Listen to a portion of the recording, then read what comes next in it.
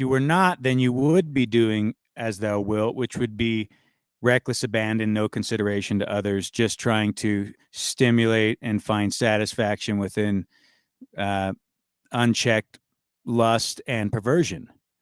So there's an entirely different differentiation between those two thought processes that I think at some level is obvious. Well, and I don't know if it's as clear as you're hoping it is. It appears the only differentiation is your connection to the scripture or some other moral tradition, which No, the develops in scripture you a runs better cross grain. The scripture runs cross grain to what I know to be good, right, and true, because it says not to lie. And if someone comes to cause harm to innocents, and I lie and say, come this way and take them to the bear trap or to their destruction, I sleep with clear conscience, knowing I'm doing what's diligent with my creator because I'm not bound to a book. So I don't follow and color within the lines of what men tell me is righteous action and righteous when their whole character is faulty by their own fruit, because everything they do ends up being corrupted and corruptible. So I have to take accountability for how to employ the law, which is the law of love, which is in the heart of the mind that seeks, right? Because he's being accountable. So then he's given and imparted more knowledge and wisdom to these things because he can actually hold that knowledge at some level. So I don't know if that helps, but to me, there is a clear, concise line of demarcation between do as thou wilt and just uh, an honorable sense of doing what you know is right and true. There's a complete difference. Now, the fact that we have that in us shows our free will to be honorable to the spirit or to be captive, a slave to the flesh. Do you see that side?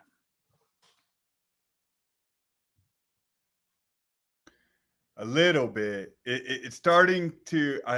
I'm not seeing the critical difference between them. Maybe I need to listen again. But even take the practical example of what Moose just said. See how this all plays out in a practical way. So we've been, all of us, we undermine authority and all this. And then Moose comes up and says, oh man, I can't get anyone to listen and do what I ask them to do. And then we all say, oh, you're right. People suck these days. Well, wait. Hold on. We gotta be clear about this. When you have a business and your service is to say paint something, that's your service. You're saying that, hey, I can paint this thing. I'm going to do it at a level of quality that the value of that is this much money. And then when you pay for that, you expect that. So it's not me being a boss or telling people, oh, this is what I want. It's like, this is them literally telling you what they can do for you and them just not coming through. Right. So when money's involved, then we need to start respecting authority. But when it's a God, the creator of heaven and earth, well, hey man, we'll figure shit out as we go. And of course, I'm being tongue in cheek. I understand. Wait, are you like pulling a Talcottian like theory here? No. We're having a thought experiment here, Moose. No one's being persecuted. No one's being judged. I'm just pointing out that at the same time we run about destroying all these authorities in this realm, we also then turn around and complain that none of the order that those authorities created exists anymore. And none of us on our side will then step up and say, okay, here's the moral order I'm standing on, and we should universalize this behavior. No, what our side does is we just stay in our subjective realm and say, this works for me, but I can't really tell anybody else. But that's not how society works, forms, and that's not how true power is generated. So we either need to take the position of a leadership authority, or it seems like we have to submit at some level to authorities that exist. I don't think you can have it both ways. It is a problem. There's a little bit of that going on in this discussion, even in my own mind, a lot of the time. Well, there is a certain base foundation that you can, establish yourself on, like natural law, and not cause any loss, injury, or harm. I mean, there are base elements where you can, like, build upon those foundations and construct a righteous. Yeah, but even that becomes dogmatic. If you step out your door, you step on biology. So you still need to be led by the Spirit. From what I can tell, it still becomes a contradiction if you don't have the source. I'm just giving I don't mean to interrupt, but I just see that side to it. It's like loss, injury, or harm. Everybody causes it at some level. You took the fruit and, you were hungry and it wasn't fully ripe and now it couldn't seed and you actually made a sin of some sort if you want to get dogmatic about it. Or you can look at it, what do you have that's not a gift? It's all a gift anyway. So it goes back to stewardship. But and just adding that, there's a caveat to that. It says no loss, injury, or harm unless ... loss, injury, and harm has been done to me, right? Because no one's saying like once loss and injury can't defend yourself. Yeah, no one's saying you can't defend yourself, right? Right, and then no, I don't think anybody said that. But all defense is and if it's eye for an eye, vice versa. Yeah, and then if it's eye for an eye, the whole world goes blind. So I think the more you try to form it instead of listening to the Spirit that guides you, the more it gets confusing. And God is not the author of confusion. So says Paul. Hey, man, you're just living in your imagination, brother. That says a guy who is probably the most confusing of all the authors in the Bible. Right, because Paul did that crazy render unto Rome or render unto Caesar what is Caesar's, which has essentially become the most confusing, complicated line, arguably, in the whole New Testament. Because you essentially still see churches divided along that line even today.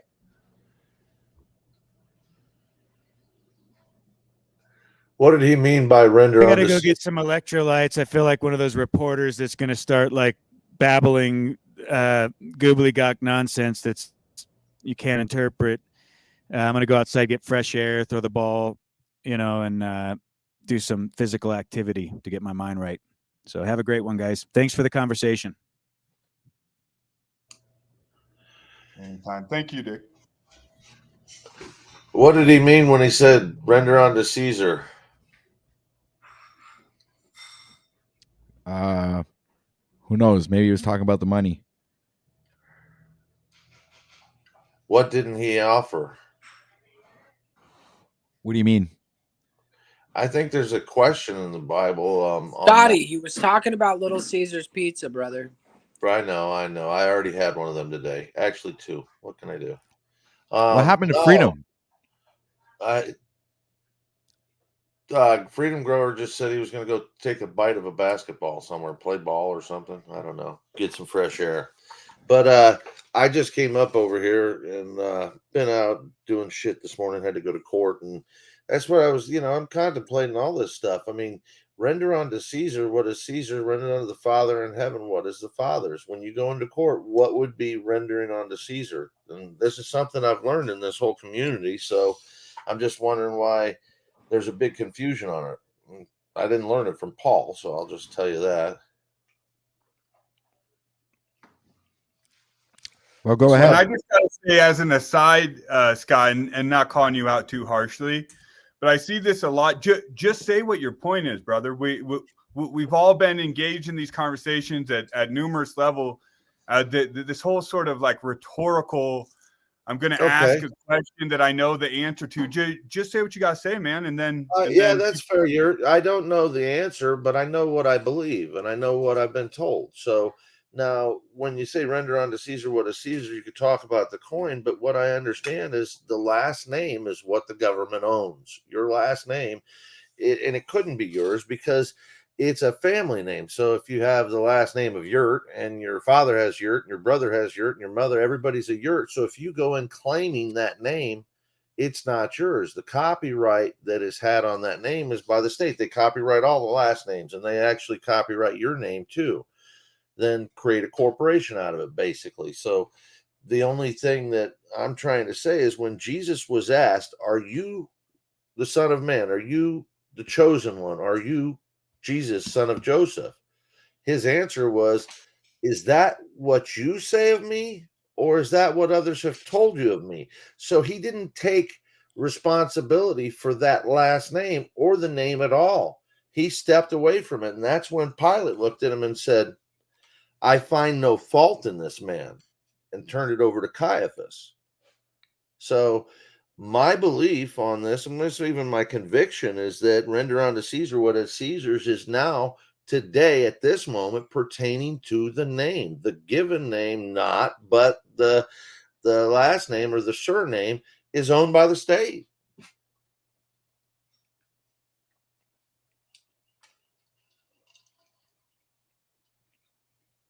It's about that simple. I think that's sort of reducing the point down from my understanding. From what I understand from that scripture, it's the general system of government or authority, how it's been interpreted anyways. It's the general system or authority that it's acknowledging that you essentially have to go along to get along with that while you pursue your connection to God and your tradition, however you do. So that's how I take it. The specific name thing, that seems a little too like specific for my understanding. But I'm also not that's not exactly my It's kind of bag. taking the scripture out of context a bit because he was referencing currency. This has nothing. What I'm saying is how the courts have shaken down, and the way that things are being run today is basically on the scripture, but it's run in the courthouses on the scripture. You look at the judges; they're black robed high priests, and they're literally, they have 11 black robes and one white robe. They're only going to use the white robe for a full ecclesiastical ceremony. Otherwise, they're in a mourning robe, and that mourning robe is just like a dead person. If you don't realize, well, let me ask you this: are you all aware that when you go into court, it's an administrative building? It has nothing to do with a judicial building. They're taking on all the roles of all three branches of government, which would be legislative, judicial, and executive. That's happening at an administrative level, but none of it's government. It is a administration contracted to the government. Are you aware of that? Okay, and what do we do about it? Well, I'm trying to figure that out. That's why I'm in this this little, what do you call it, wonderland of information that goes around. There's several people that are pretty wise, but I don't think anybody has one, cure all answer. I think that there's, you got to stand up for yourself. You got to be unafraid and unwavering, if you will, as Paul says. But you actually have to realize that this is, I think, a test for all of us. I mean, to see what we'll do with the same adversity that was placed upon Christ. If you don't think that they were looking for you at birth the way they were looking for him, they found you and they enumerated you at birth. They put a number on you. And now they say all our birth certificates in the United States, I'm not sure about Canada, but are held in Washington, D.C. at Our Lady of Fatima's Basilica Shrine. There's a fucking big library of birth certificates there. So the Pope and the Vatican control the people. The three obelisks, the money is in London, England. That is where the IMF is, and then the brute strength behind it all is Washington, D.C., where the third obelisk is at the Pentagon, the Tri-City Empire, if you will. So we're basically under. They say there's a separation of church and state. I mean, but the courts are all going on canon law. That's just 16th century, church law. So I don't know. I don't know how to tell you to figure. Go ahead. But and how does all that play out? And I'm just a little curious. Like I hear people say that about like the persona name and the legal name. So like, how do people imagine that actually plays out? Like I'm gonna get up to the pearly gates in St. Peter's going to be there, and he's going to say, well, the U.S. feds own your name, so you're fucked and get out of here. Like, what does all that actually amount to? I think that I'm talking more the earthly realm of what it means and what they're doing with it. Now, as far as going to God, I mean, you're going to face yourself. God is going to, and this is all opinion. Okay. I haven't met God, but my true faith in God is, he will be forgiving, but you can't just say I'm a sinner, and I'll be forgiven. If you sin, you must repent. You must follow that golden rule, do unto others. You should be a humble, individual. You should look to help people, especially the meek, and the weakest among us. That's you should go to help them first. I mean, it's not a mystery how to be a good person, and it's no mystery who we can point to in society that are not quite good people. That's what trips me out. Just real quick, Scott, and I'll pass it right back to you. But that's what trips me out, man. Because I go, hey, dude, what does this actually amount to? How does it actually work out? And then it's like, you just went right back to the moral conversation that we were already having, which is good. But does it actually matter in reality that they created a legal fiction on my persona? Does that actually, like, how does that actually affect things? Well, from an individual basis?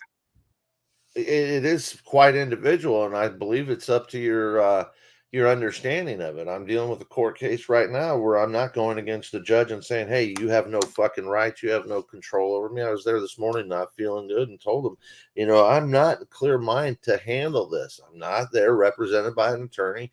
I'm dealing with this going against the state who won't communicate with me at all, and the judge has told them to. So I'm up against charges that are bogus. They shouldn't be there, but it does seem as though I'm being targeted due to the fact that I was coming after them due to not one, but two wrongful foreclosures. And then a third situation I don't want to discuss. I have discussed it, I think, a little bit, but a neighbor has a friend that came down here and got in trouble for something that was on his computer. And it's quite unfortunate. I'm not a real big fan of what was on his computer, but I would say that a picture on the computer doesn't waste somebody's life for 10 years. And I feel kind of bad. So I'm actually saying, what can I do to help him? And it leaves me, quite honestly, feeling targeted. So I'm not afraid of it. I'll go stand, I'll go stand in front of it. What does that have to do with all this? It's faith. I think it's that, if you turn your hand over to man, then you've lost your faith in God. And God has told us pretty clearly in the Bible over and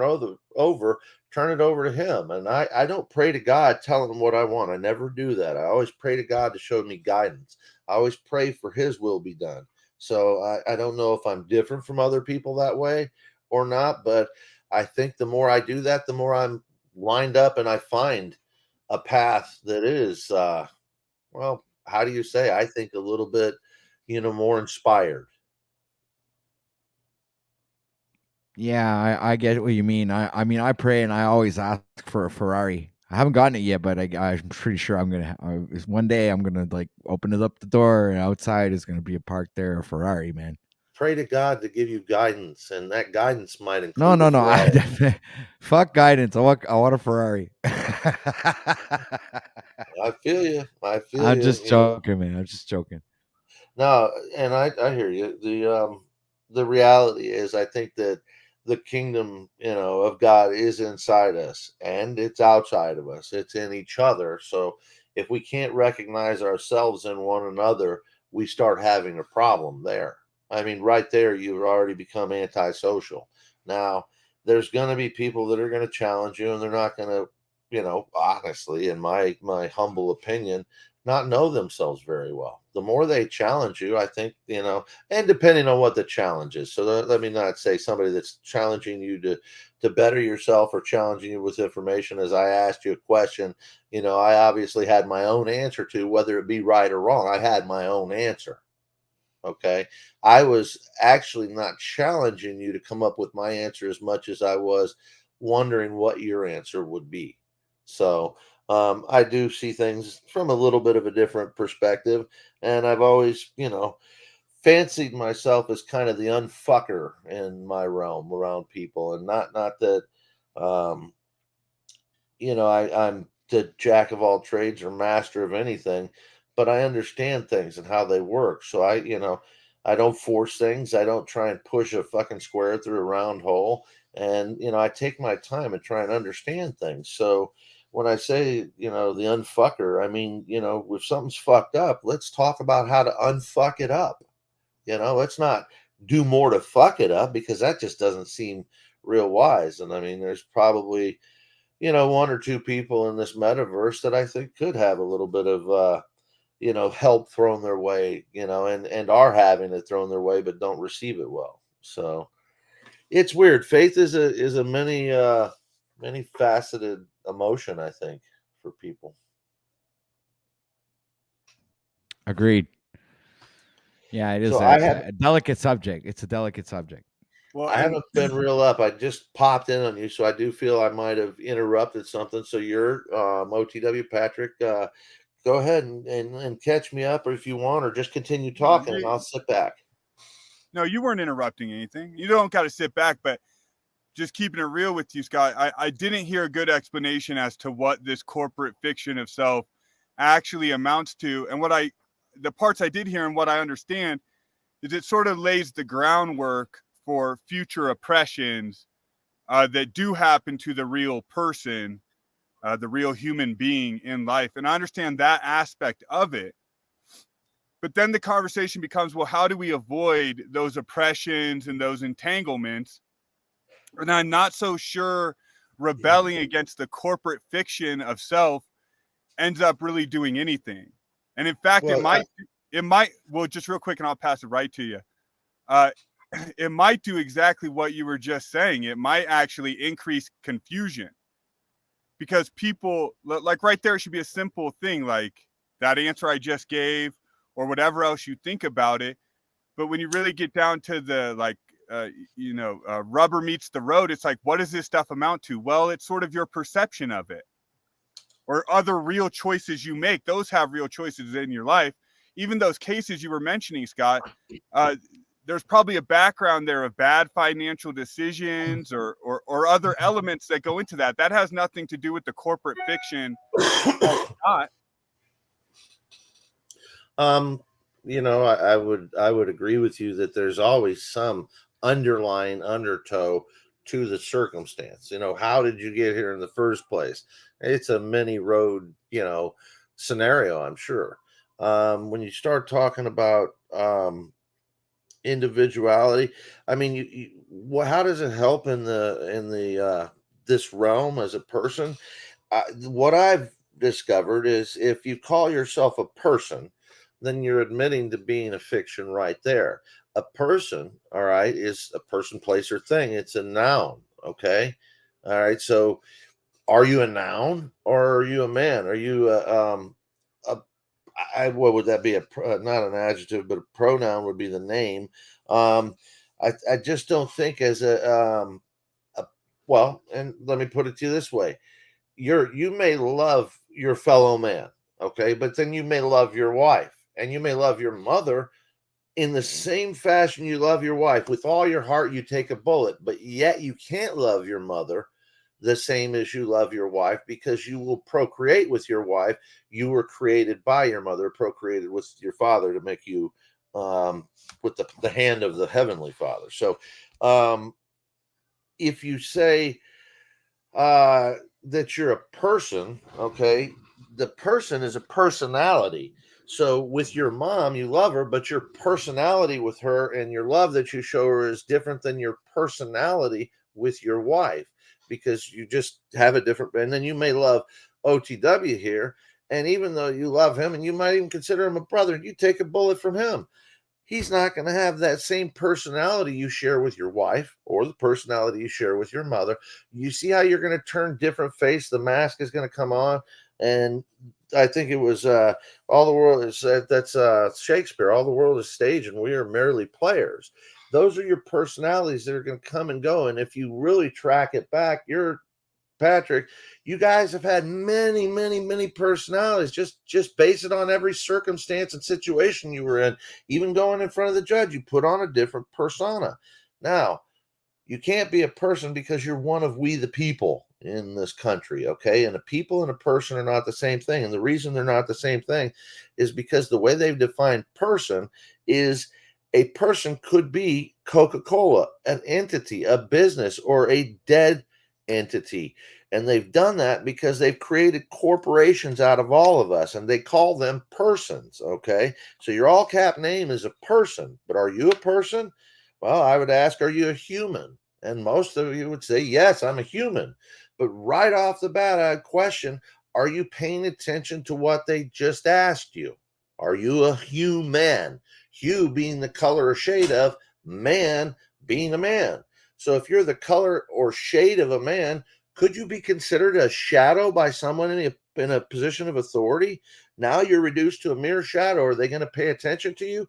If you're a person and you're a shadow, and now you've just literally taken yourself into a realm where they're considering you a piece of paper, an enumerated birth record or registration. So their matter is now just all contract and paperwork. And if you haven't put any paperwork describing who and what and how you want things done, then they just assume, and they assume that you're a person and not a man right off the bat. So we get into this trouble because they've rigged the game against us without giving us the rules. And does that make it fair? Hell no. Does that make it unjust? Hell yes. Is there a way around it? I'm finding it. I don't know 100%, but I think the more that you bring the truth to these people, you show them that you are, like-minded. I mean, I got to go home and take care of my mother. I don't feel well. I can't play your game today.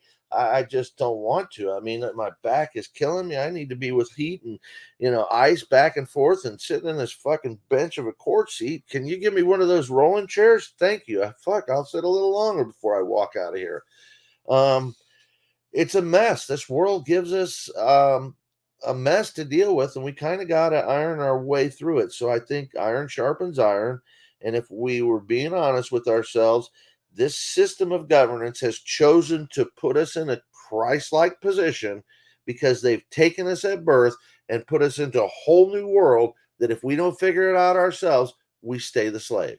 If we do figure it out, I believe it's because you've risen above it and you've gained the knowledge that you can walk in there and you can tell them, render unto Caesar what is Caesar's and leave me alone. Okay, because I am the Father in heavens, I belong to him. And here, I'll leave you with this. Why am I the Father in heavens? Why do I belong to him?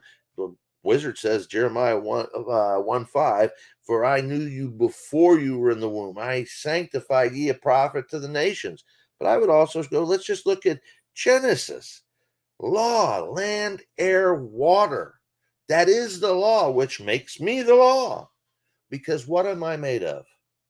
But the land and the air and the water. So don't tell me a piece of paper stands over me. Don't tell me all your books stand over me, because I stand over them. They couldn't have been created without me. I represent it all. Now, if I've done wrong, I have to face that. But don't come at me with some bogus words or concoction of words or words that you're sharing no definition with. You're using a different syllabus. You're using a different dictionary. And you're coming up with different ideas of how you can fuck me. That's not fair. And I'm sorry you want to do that, but I just can't honestly sit by and let you do that without standing up and pointing it out. This is wrong. Part of the problem seems to me, and it's, I'll use my own allegory here. Seems in these conversations, what we have is it's like with law or even religion, it all parallels each other. That's why they all come up. And it seems like what people want to do is they want to be like to the magician. They want to be like, magician, you stupefied me, you tricked me, you played me. I see the trick now, and now I want to debate you on the trick. And I'm going to show you that you knew it was a trick and I knew it was a trick, and yada, yada, yada. And that's sort of the game people like you, Scott, are wrapped up in. And then I keep pointing out, and I've been pointing out for months, well, why not just like ignore the magic trick? Why not ignore the religion trick if you see it that way? If it's 50,000 contradictions and errors, and they're using technology, it's the same thing for the social media thing we're on right now. If we know they're doing all that, then why do we continue to participate at any level? And it seems like a lot of people just real quick, it seems like a lot of people get wise to it and they're the most involved in it. So if you know religion's a lie or that book is a forgery or you know all these things, let go of the edge. If you realize that the, corporate fictions and all these things, just let it go and move on to what you want to move on to. I don't understand what the focus is. And I think that's the render unto Caesar. It's like, let that shit go, let it be what it's going to be, and then go focus on the important things in life that actually matter. Well, and once you find out where you are in this realm, okay, that's when you start on a journey that I'm on, which is finding those hidden contracts and that tacit acquiescence you've done all along. Because when they send the magic tricks. But you're already signed up for them. So if you're saying, hey, look, he's got that box up there. It's got a trapdoor underneath it. Everyone look at that trapdoor. Isn't that crazy? Oh, I don't want to point this out to anybody. I do not want to become the target. I'm not a teacher. I'm not going out here. I in fact, have thought about going with an old buddy of mine and starting up maybe today because he wanted to go to court but doesn't want to see me fucking stand up in this situation. So he's an old administrator for schools and stuff, and been involved in higher education and helping people, mentoring people, and that's the same that my father was, my late father.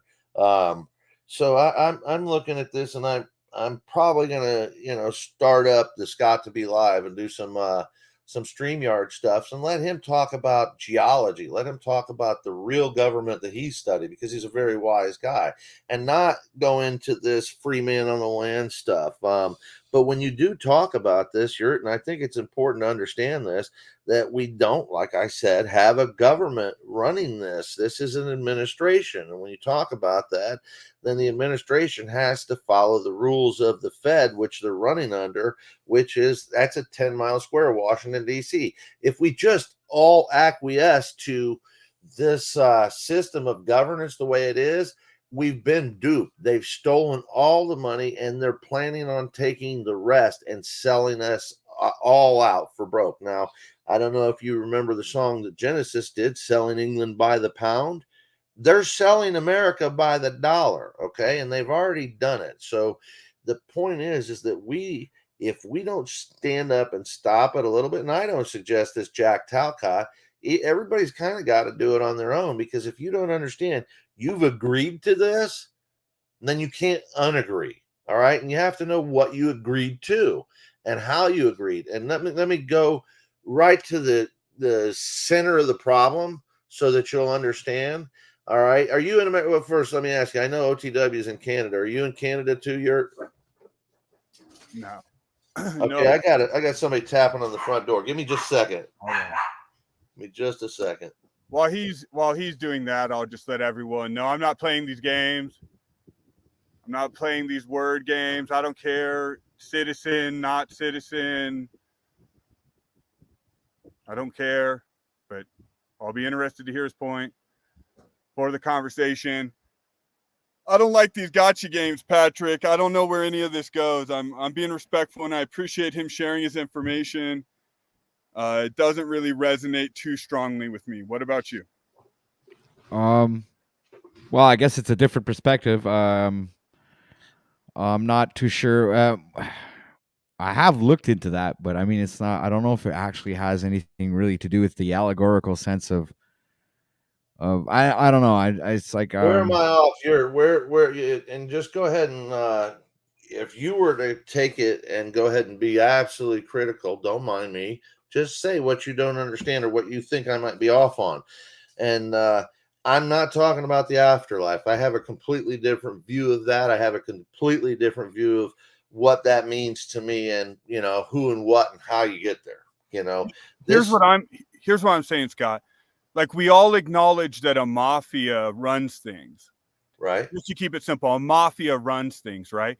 And then these mafias seem to create the same sorts of rules. And then these mafias use the same sort of rules, and then they like to play games with the people that they terrorize with those rules. And then what I'm hearing people like yourself say, or even like Wizards say, it's essentially like, hey, when you go to the mafia boss and discuss those rules that they like to enforce on everybody and terrorize them, here's what you should say to like gain some power or control with the mafia boss.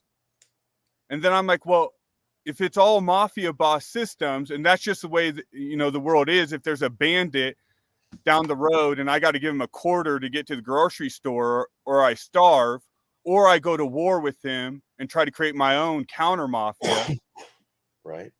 It all sort, it ends up being a wash. And then I'm like, okay, I have to live with the mafia system because power is like that. It's sort of like nature. The mafia is sort of like nature. It preys on our instinct and all that shit. So then I'm like, okay, I live in a world run by a mafia system. I just need to do what I need to do within that system. Going to mafia boss and debating my freedoms or my beliefs or my ideas, my thoughts, just seems like a bad idea on the face of it. That's where I'm at. So, and I'm not being rude on the questions of citizenship and all that, but it does boil down to me to that level. I don't see my phone right here, but I have something on my phone. If I could pull it up. Damn it. Let me see if I can go here for a minute. Hold on just a second. Yeah, it is a system that you're stuck in. So you're saying just go along to get along? Is that your kind of mentality? You're radical self-authorship. I'm not going to debate and argue with the mafia boss, with the magician, with any person who's benefiting from that system. I'm not even going to try to debate with them, argue with them, whatever. I think real fighting back is done through things that are within your control. So things like, you know, all the things that would go into living the best life possible in sort of a traditional or commonsensical way. Family, art, things that I can actually build. Because, yeah, it's a mafia system. They are mafia bosses. But we still have a lot of power and mobility given to us by God and in the natural world itself. And I've been all over the country, and I'm well read and educated. There are plenty still open natural spaces that we're going to run directly. The mafia boss at every turn is sort of the mafia boss's tricks. See, the mafia boss usually gets his power through manipulation and through scarcity and through fear and sort of the threat of aggression. right. And those actually aren't that powerful at the end of the day. That's why they're easily exploited by playing the magic trick game with them and the court trick, right? We start tying them up and lose focus on their own trick for a second because it's not that powerful. But having a strong physical form, that's incredibly powerful. Nobody can take that away from you. And that opens the world up to you on the things that you can do, the places you can go, the environments you can survive, all that stuff. So, you know, I joke, but like with Jack Talcott, I told Jack Talcott that we should start doing push-ups instead of just looping on the bullshit he was talking about. And that's my opinion. That would almost be of more value if we just all started doing like squats and jumping jacks and shit instead of talking about magician's tricks or even the gospels. Or shout out London McLovin. Hey, London McLovin. I've only seen him once, but that was him and Provo Kid or something. I think it was Tommy. It was Illuma Tommy and McLovin. It's the first time I ever saw McLovin. Is the Tommy Day the other day. Good stuff. Yeah, it was interesting. I mean, all this is interesting. And you're, just to give you a heads up, I mean, about a month ago, I bombed in at 30,000 feet, saw about 4 or 5 streams and said, let me check this out from inside. And man, that was good, bad, or indifferent. It was a fucking wild ride a little bit. Because people come at you for everything. I had fucking Snafu, I had Paul, and I came in thinking, look, I'll just try and act and not act at all. We are always a persona, but I'll try and act like I think that they are, which is the truth community and whatnot. And I had been involved with some people in the past that fought the First Amendment, brought it all the way to the Supreme Court. So having that connection, I brought it up, and all I was chastised for it. So that was a quick lesson in how this whole metaverse works.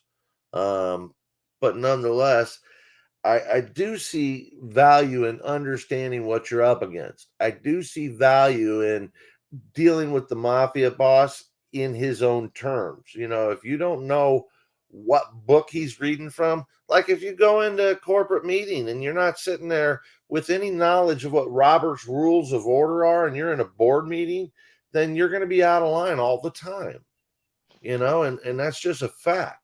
But if you do take time to read 100-page book that tells you fucking how to keep yourself in line, then you'll be all right. You'll be an asset to the meeting rather than a detraction.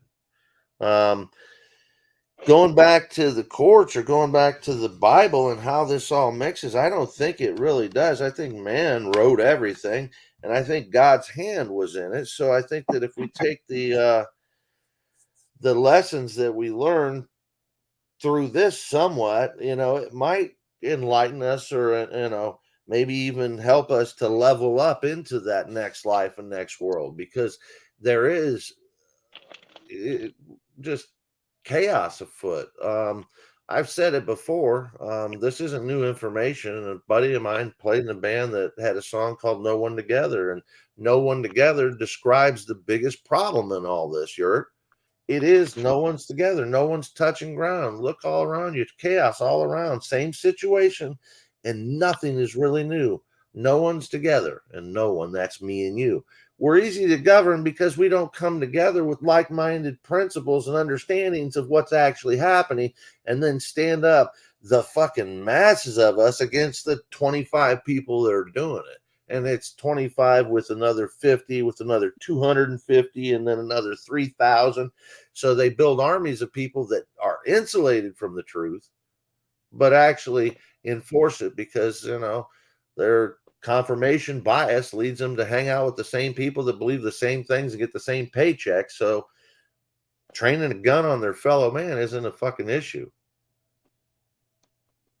How many people are going to be in that corporate meeting room doing whatever we're talking about? How many people are going to be doing that?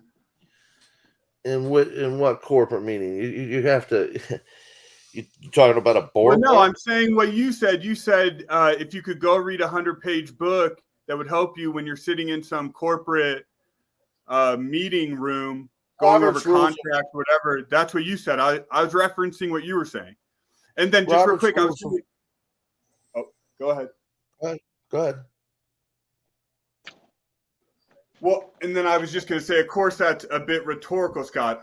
And I'm pointing out that the majority of us live lives where we're never going to be in some big wig corporate meeting room signing contracts about XYZ, whatever you're talking about. And it connects to the point that you're saying about people on the ground not actually coming together in a real way. That's my exact point.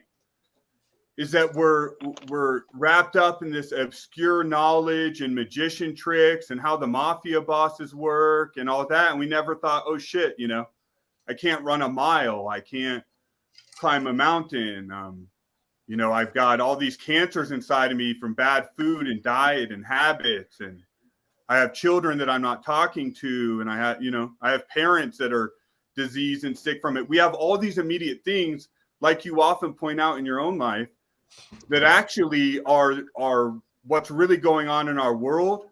And then isn't it aren't we escaping? Isn't it a little escapist to be like, oh, I'm going to go read up on corporate law and all this and gain some power there from the mafia boss when I can't do 20 push-ups, when I'm or for me, I'm $50,000-$60,000 still in. What would you say to someone? What would you say to someone like Stephen Hawkins? In his situation, go do some push-ups, go run a lap. You're fucking right. Come on, man. 'Cause we're talking us. We're talking people that are. No, I know. I couldn't do a push-up to save my life. I got 2 torn rotator cuffs. And you're not going to, hey, Scott, and you're not going to be in a bigwig corporate office discussing contracts either. That's Haven't point, I? sir. Haven't I? Not once, not twice, but dozens of times. Well, we were talking about what we're going to do, not what we've done. Well, I mean, in this metaverse, you just said Jack Talcott brought him up earlier, and Paul, and you know how I think that how Jack wants to go to the UN. I mean, I would think, you know, we talked about it on OTW's channel many times before, but I would think that, quite honestly, something that big and that monstrous or monumentous of an affair should come with some planning and organization. And I would suggest all together, if you were going to stand behind them at all, and I wouldn't do it. I wouldn't be a part of it. But I would say that people get together and put something for him together, because if he goes with no fucking hand in the fire, then it's just a fucking wasted trip. Now, I'm not saying he should go. I'm not even saying anybody should get involved with him going. That's not what I'm saying. My literal fucking rule on that one is if he wants to go, he needs to figure out how to put a good plan together, or fuck all. It ain't worth nothing. Just have some honor would definitely start. It's going to be interesting later on because I found my evidence. Good boy. Good boy. Nub's been doing his research. So you hold him accountable, but I don't think he wants to be accountable. He let him listen to his own fucking shit sometimes. I love everyone, so I love the guy. I wish I could get him out of his own mind. I see some of myself 35, 40 years ago in him, where I just was so egoic that I thought everybody else had the problem. All right. And that's not the truth. You got to get fucking out of that symptom. What's that now? Simple minds for simple thoughts. Well, and we usually grow out of them, you know, most people, but I don't know. I mean, he's so looped in some of this. I mean, I fear that, you know, there's I don't think it's just him. I think it's all of us, and me very much so included, because we're all participants. It like Yurt always says, it's the grand fucking social experiment. Yurt, do you recall any of the first experiences with me? Or do you follow this enough to have, you know, heard me come on board 2 Live Crew and, you know, Biggie Smalls and fucking Uncle Luke, and all of a sudden that was just, you know, the rhetoric that was thrown. Yes, Scott, my friend, yes. And I've heard multiple people tell you we don't care. No, I understand. Okay, that's not the point. I'm not bringing it up to stage. But you like, and I would rather bring it to us. There's 4 of us here, so we might as well just talk about us. Like, why project that on this? That's like the longest time ago, and the fucking least famous person, not least famous, but I mean, I don't care. I don't care. I know. I don't care if you know the most famous person. That's not my point. Okay, what my point was is that I came in here. If you've been wiping Johnny Cash's ass for the last 50 years, you're relax. Slow down. Let me fucking finish my thought, please. But it's this thing. No, you don't understand what I was trying to do and what I've done and what I do believe I accomplished. I came in, and the first thing off the bat, I said that there's so much vitriol in here and there's so much chaos that even at best to try and glean some fucking valuable information, I'm getting confused and anxious over it. So I made comments, not once, not twice, but over and over on different streams saying, let's tone it down. Let's listen to each other. Can't we be a little nicer? Who's going to rise above this shit first? And only for one reason and one reason only, that respect starts finding its way, that the tense or the tinge of Robert's Rules of Order finds its way into these fucking rooms. Now, it's not my place to rule over or tell anybody what to do, and I try not to do that. But when I see something that's just fucking basically off the rails, well, sometimes I participate in that train wreck, and sometimes I try and get it back on the tracks. Respectfully, sir, there's a part of this social media thing, and I don't know if you're familiar with this term. It's called a parasocial relationship. And we all do this. We all create an overinflated sense of our value and our influence in these conversations. So I don't know exactly what decorum your insight has brought or hasn't brought. And frankly, again, we're now doing exactly what I was pointing out, which is debating and peddling in the magician's trick of creating decorum and all that. at the conversation that was actually interesting and that we were right at the point of, and then it got obscured by Jack Talcott and all this other stuff, is would it be more value for any one of us to go face the immediate things in life or do this education stuff on the magician's trick?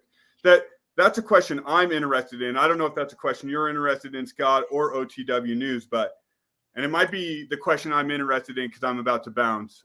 What are you going to do going forward, though? I mean, if you're a part of the system, you're a part of the problem. And this is the way I see it, quite honestly, is if you go out and you earn a Federal Reserve note, you've created debt. That's debt. It's $1 below zero. There's no other way to look at it. You can go to, there's three books, but let's just go to one. Modern Money Mechanics, printed 1968 at the Chicago Federal Reserve, tells you what money is all about, how it works. You could probably fucking find it for $20 on Amazon. We all know that. Then you take okay, so you know all the stuff I know, 12 USC 411, 12 USC 412.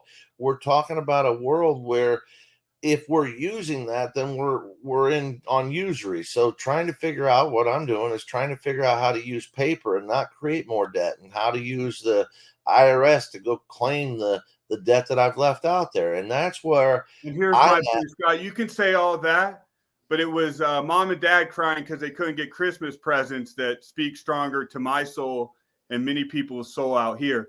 So you can say all that, but at the end of the day, I got to put a roof. Right, we got to put the roofs over our heads. We got to handle our shit. So all those details. Once again, we go to the magician's trick. I never went to a magician's trick to work and do anything. You did talking about usury and the money and all that. Well, I'm looking at this. Listen, worked my whole life in sales and marketing and fucking. Right, you went after the money your whole life, right? Well, I worked. I actually went after things that I loved. So right. I actually. So should we do what you say or do what you do? Say again? Should we do what you say now or should we do what you did then? Don't follow my advice on anything. Follow your own heart, because that's the only fucking thing you can do. Okay? My advice comes from a place where I have limited knowledge of anybody's circumstance. Okay? It comes from a knowledge base that is unique to me. If you want to ask me how I came across the thought, I'm free to share. I have no hiding that I want to do of anything. If you look at the ultimate goal behind me being here at all, it's growth, personal growth, self, preservation, even in some respects, where I know the more I find out, the less I know. So I've learned a lot and forgot a lot. And my whole aim is to continue trying to be able to absorb knowledge, and not only, knowledge for power, but knowledge for peace. I don't see knowledge as power. I see it as peace, because if you can come with an understanding of your brother before you walk into the room, where he's coming from, are you not better suited to have the conversation with him? So trying to understand what a judge has learned, or what the district attorneys have learned, or what even the clerk of the court has learned, and how they operate, I think is fundamental to my own personal peace and success in dealing with them. Now, I don't put that on anybody else, but I do understand that there's people that have been there, that have ideas, that have tried and failed, tried and succeeded, tried and broke even.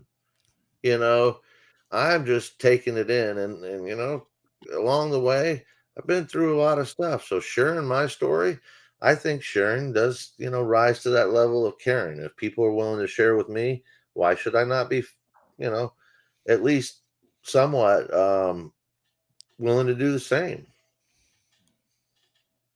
So I'm not trying to take you in a different direction that you might want to go. I'm not suggesting that you go anywhere other than your heart leads you. When it comes to your family, I've always worked. Put that first. That's top tier.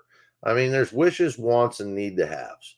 And I would say, and no beef, Scott. And I'm not taking that. I'm not taking shots at you, man. I'm probably just like projecting my own internal conversation and thing I find interesting. I'm questioning my own own contributions and participation. So don't take it personal, man. I understand. First off, if I did take it personal, it'd be over within 3 to 5 minutes, and that doesn't matter if we got in a fucking fist fight. All right, seriously. I got you. Yeah, you're a good sport for sure. I mean, I'm not somebody that holds on to the past because that fucks the future. Just can't do that. Yeah, so, and I agree. And they're fascinating things too, so man. So I'm not trying to shit on your rap or what you're interested in. It's just if we're going to do practical, which we don't necessarily have to do, but I just think some of that gets a little lost in the sauce of details. And I hear those discussions going on a lot, and I don't know what they amount to. Well, you sound like you do know some of this stuff. I mean, has it resonated enough that you want to know more? I knew the key parts of it, Scott, before I knew. Before I knew, Scott, so I never didn't know. If that translates. Here's where I come from, okay? I was a licensed real estate agent, and my folks wanted me to get a broker's license, but I was always running around chasing the music. All right, I made good money in real estate, and I made good fucking friends and good times and some money in music. But I always rose to those events where I ended up having really interesting fucking times, at any rate. And then I got landed in motion television bullshit, and just as a fucking outsider, I ended up fucking, landing in that because of some bullshit. But I look at the life that I've led and say, okay, I've learned from some great people, and some of the lessons I've learned might, just by sharing them, be valuable. And especially in this metaverse where I know there's a lot of people, they have their own experiences and this and that. And then there's a lot of people that aren't experiencing much. So they are, tied to this, especially the younger generations. I don't know how to get my nephews off computers and playing Minecraft and shit like that without bribing them. And so I look at that and go, okay, well, how do we figure out everything now? It's so interesting, Scott, and thank you for joining. The conversation is always. I'm not trying to make this adversarial, but it's just amazing. I sit here and listen. And I'm like, dude, I'm checking myself. I'm like, don't be critical of this guy. I don't know you from anyone. Blah blah blah blah blah. But as you speak, you're literally building the case that I was not wanting to build against you. So you just complained about having, Scott, you just complained about having people in your family, young ones, that are under your care to some degree, and you're saying you have to bribe them to get them off the video game systems.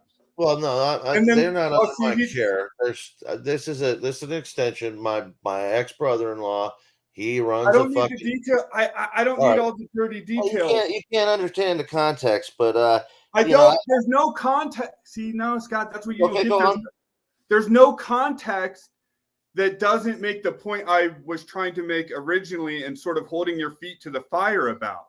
That you spend more time focused on the magicians and the mafia's tricks than you do manifesting the world you want to see.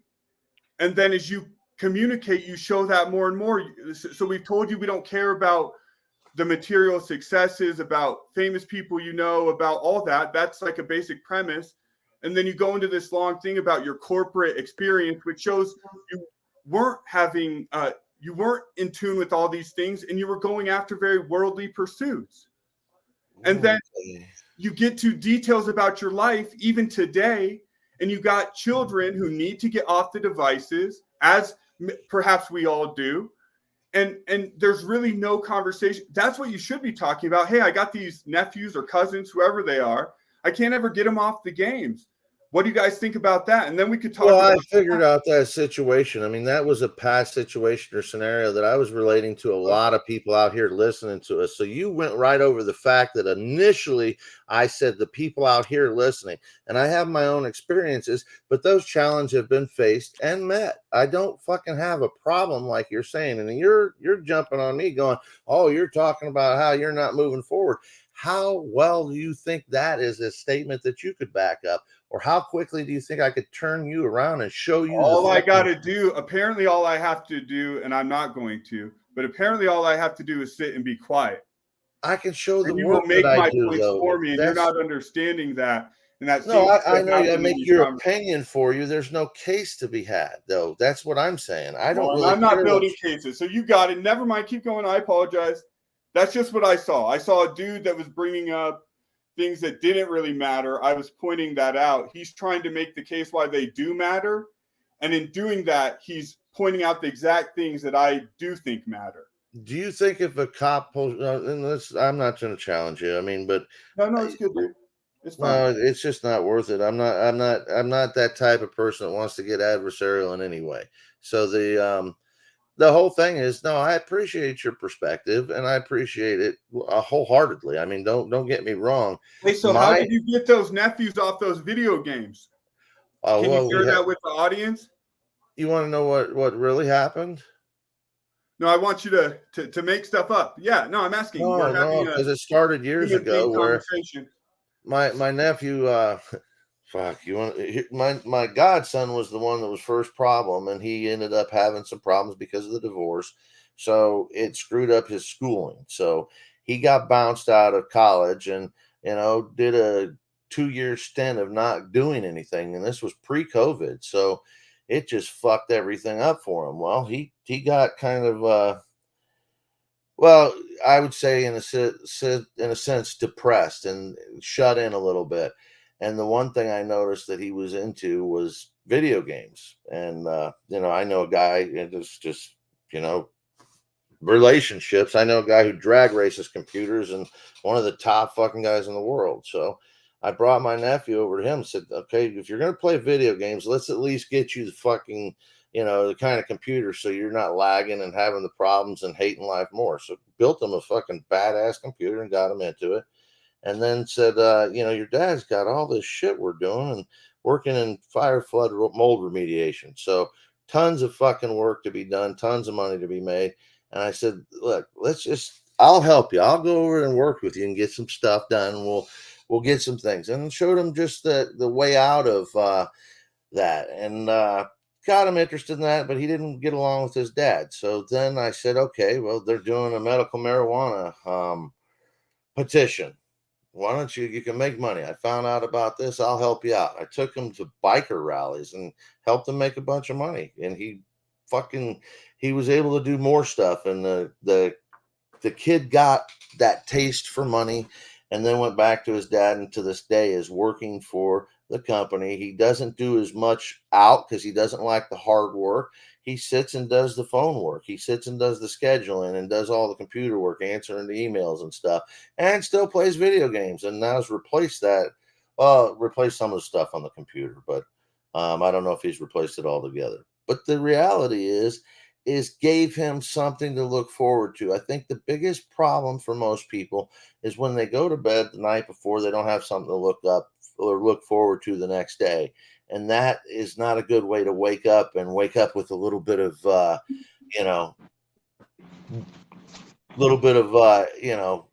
get up, gumption, get up and go. And, you got to like what you're doing. And, you got to find something that you're passionate about. I got a bunch of hobbies and I got a bunch of passions. So I can rotate through them and do what I want to do, everything from music to photography to, just enjoying time creating other things. I just had a really interesting conversation with a city employee while I was online here. I asked him about the FARA documents, which is the Foreign Agency Registration Act of 1937 or 38, one of the two. Anyways, he said, yeah, I signed those. I said, did you read them? He said, nope. I told him what it was. He said, holy shit. I didn't even realize it was foreign.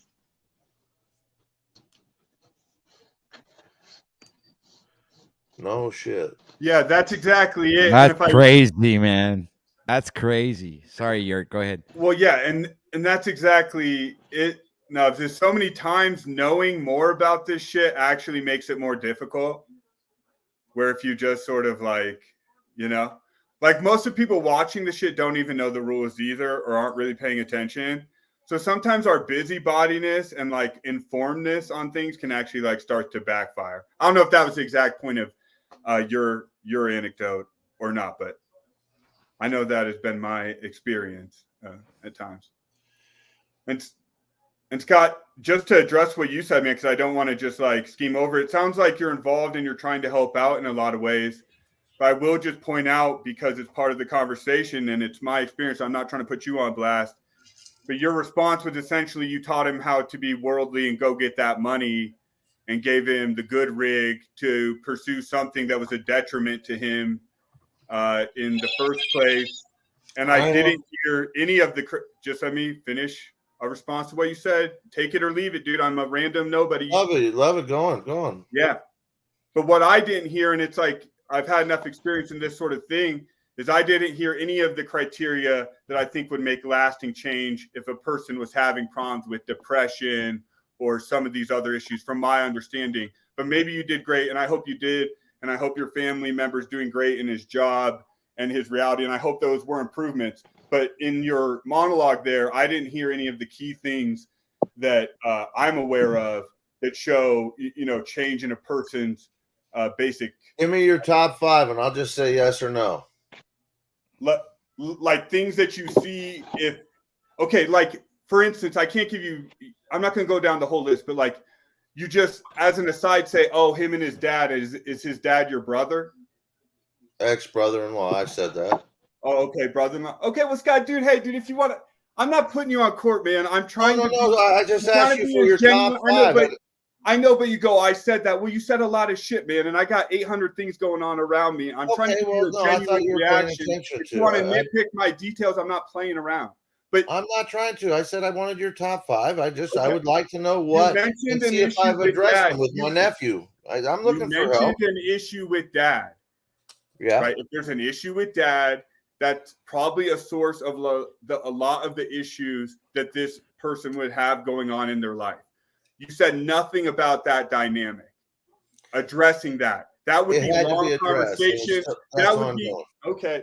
See, Scott, you're all good, man. You're all good. I don't even need to do it, brother. I'm going to let my comments stand where my comments stand. I wish him and you the best, and it sounds like you are involved. I guess this doesn't work. Cool, but I don't need to critique you. But people with ears to hear heard the same thing. They heard what I heard. I'm sure, but I'm not trying to talk over you. I was agreeing with you and just putting in a thing that was addressed. The father issue was an issue, but that's being addressed still to this day, 5 years after it all happened. Not all happened, but the initial fucking going out and doing petitions, getting him out of his room and stuff like that. I mean, there's been years go by. So I'm just randomizing some of the thoughts, putting them into a digestible form for you. And then, did I miss a lot of key stuff? Sure. I wasn't trying to do a fucking. You're good, Scott. You did great. Never mind. I apologize for even saying anything. It's not my place. I don't know you, him, them. Well, I would like your top 5 things of what you would expect that I might have or should have attached. And you said number one, the father. I'm sure you saw it, and you saw it better than me because I'm a stranger. So I'm out of place talking to you like that. That's fair enough. And that's what I was going to try and do, is give you a little more light into what happened. And I wasn't afraid to do that. It's all good, dude. And that's not required of you here. That's not required. Or for me, I'm not requiring that of you. Maybe other people are, but it's all good. And I heard what I needed to hear, and I got your insight. So thank you for sharing that and all that. But I'm actually going to peace out. Thank you, OTW. Thank you, Wizard. And thank you, Scott. And thanks, it was nice talking to you, buddy. It's always a pleasure to listen to these and have these. And I really enjoy them. And I know it takes a lot, man, to come up here and share stuff. And that's partly why I'm recognizing I'm coming too hard at Scott here. It's like he's up here trying to share his shit. And then, overcritical people like me want to tear him up from my own understanding. And I don't need to do that to him. It might help me. Iron sharpens iron. I'm not afraid of it. That's why you're twisted. That's why you're twisted up that you would say that right there. And you prove my point. No. I want to know if there was one of 4 more things. One of 4 more things. I said for your top 5 that you would have suggested, I hit, and I wanted to see if I addressed them. I'm not better than you. I'm no better than anybody. See, that's the twisted part of this social media panel shit that's going on. See, that's twisted. It's because you're actually in your own way, Scott, whether or not you want to accept it, and I recognize this, you're actually sort of like trying to gaslight me real time. Sure. Okay. That's what you think? Really? No. See, it's not what I think. It's what I know, because I know what gaslighting behavior is. And you do it basically the whole time, even in your monologues. And I'm not making it an issue. You can do what you want. You're a grown man in the world. The truth is gaslighting. I've never heard that. You're not in my entire life that the truth is actually gaslighting. I got you, G. Never mind. You're good. It doesn't make sense. Sorry. I know. It's confusing. All right. That confuses the shit out of me. That does. I mean, I would like some sort of a response to how the truth is a gaslighting affair. Wizard, could you help me on that one? I only hold the truth. Patrick, tell me how the truth becomes gaslighting. Gaslighting is when your fucking fantasy fiction land is being imposed upon someone else. Okay, I live through stuff, talk about it. What's that? I'm like, I don't know what to say. Kind of like, I don't know what to say, man. It is what it is. So, sometimes it's just better to stay silent. I'm, I didn't say anything. Just like listening in. You guys have your differences. No, I don't have any differences. I just don't think that's an appropriate statement at all. I don't see how that's a term that would be used with the truth. You would be gaslighting somebody generally with bullshit. If he wants to call it gaslighting, just if you think it's a lie, say it's a lie. That's not a lie. None of this is. So yeah, it was a strange dynamic there. Oh, it ends up him, I guess, wanting. There may be a hidden dynamic there where he wants to disagree with me. He just has a disdain or distaste for me for no reason or some reason. It doesn't matter. Something else he heard. But once I even brought up something in the past to bring up why I brought up things later, he jumped on that. I don't want to I don't care what you did. Okay, fuck. I haven't told you anybody I know. I haven't shown you anything. So it doesn't make sense. Well, at least Yurt grabbed his balls and took away that cult member stuff off his name. There you go. How you doing, Mr. Steve? Did you send me an email, Scott? I did. I actually wanted to reach out with you and reach Hello, out gentlemen. to you. So if you get a chance, or I can send you a phone number if you wanted to call. I actually went to court this morning. I was just going to tell you, shit, it might not be that far from you if you wanted to go. I'm going on the 20th next month again. So I didn't know if I'm getting pissed that you can't bring a camera in this courthouse at all. And, I thought if a few of us got closer that are close together, at least back people up if there were any situations, show up. That's 99% of this, I think, is going to be not having to show up alone when but I don't want to derail your show, OTW, with this, this type of content. It's up to you. Dude, it's content. He couldn't answer your question earlier. So. Things, they go the way they go on the Grand Rising show, man. It's even written in the credits in the beginning. You never know what to expect. Everything can go in any direction. So that's the way it is here over here, man.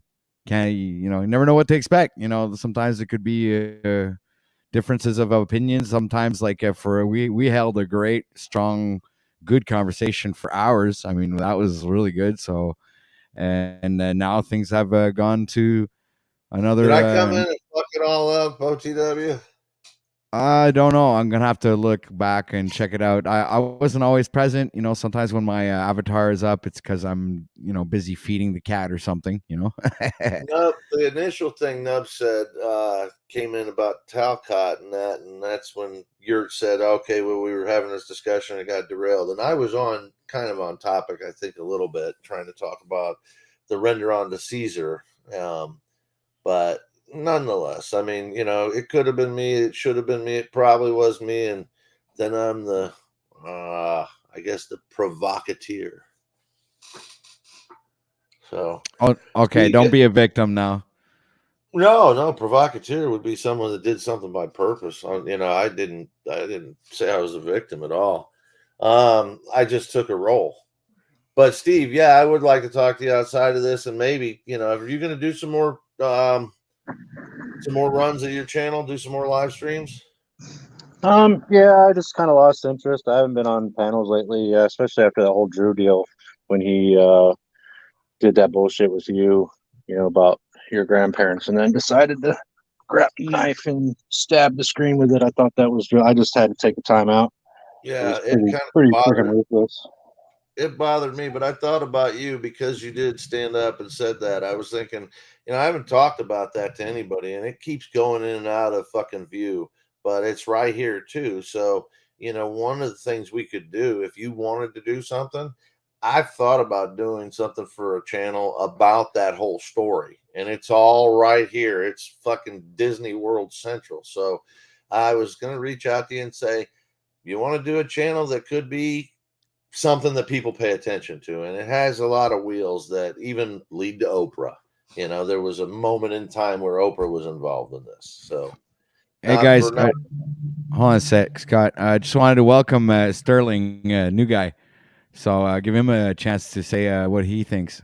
What's up, Sterling? Hey, thanks for having me. It's hard to tell who's talking sometimes. It's OTW, is that right?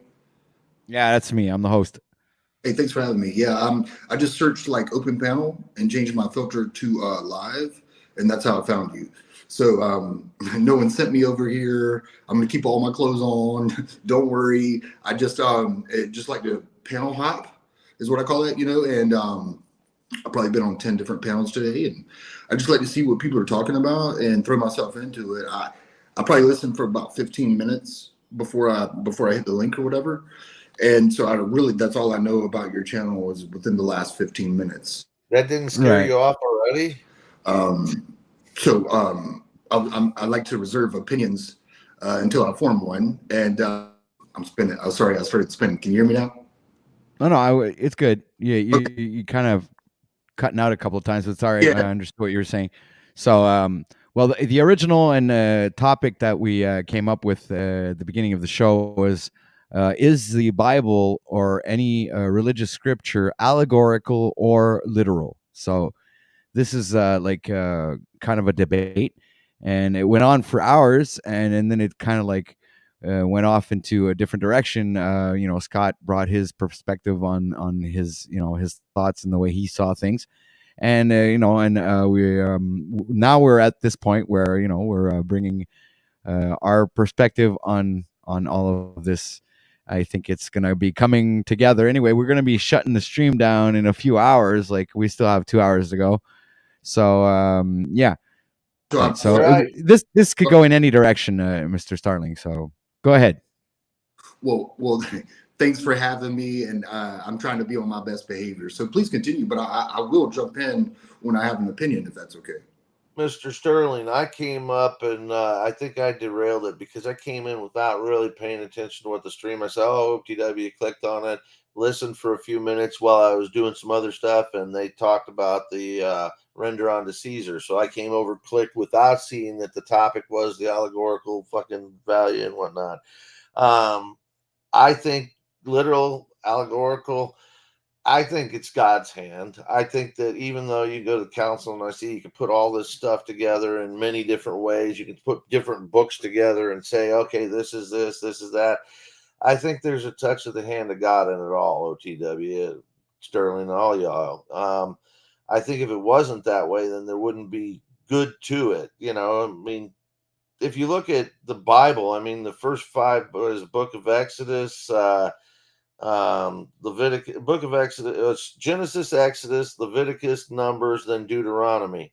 And the first 2 books is like the story of the beginning, and then how they were chased out of Israel. But then the next 2 books are basically a genealogy, and then Deuteronomy is our laws. So how literal is it? Man, I really think it some of it has to be taken literal because it seems to be descriptions of events and people, and like I said, those 2 books are a genealogy of sorts. So, and then you get into a lot of writings back and forth between people. I don't think that you can write that off as just an allegory. Anybody else? Well, I was Yeah, going to mention that mm, I'm firmly on the side of the allegorical and non-literal aspect of the Bible, but that's my personal opinion. So this is why there's been a little bit of controversy. I mean, I think other panelists have been up here who believe the same thing, like Freedom Grower and Mr. Wizard, which is not present right now.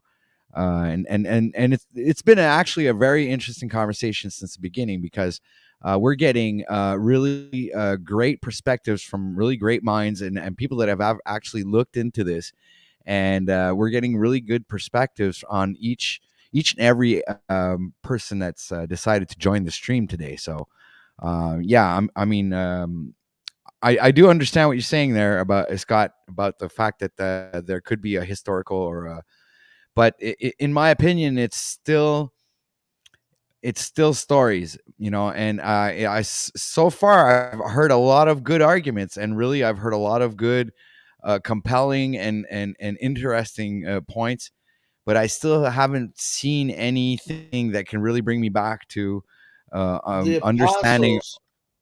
apostles, excuse me, but the apostles and the writings when it came to Jesus, I think became more allegorical, possibly, but when you go, like I said, I mean, when you look at it for what it is, Leviticus and Numbers is like you're starting to talk about a genealogy of sorts, all right, and it's just and look at this, it's a family that start. Go ahead, Steve.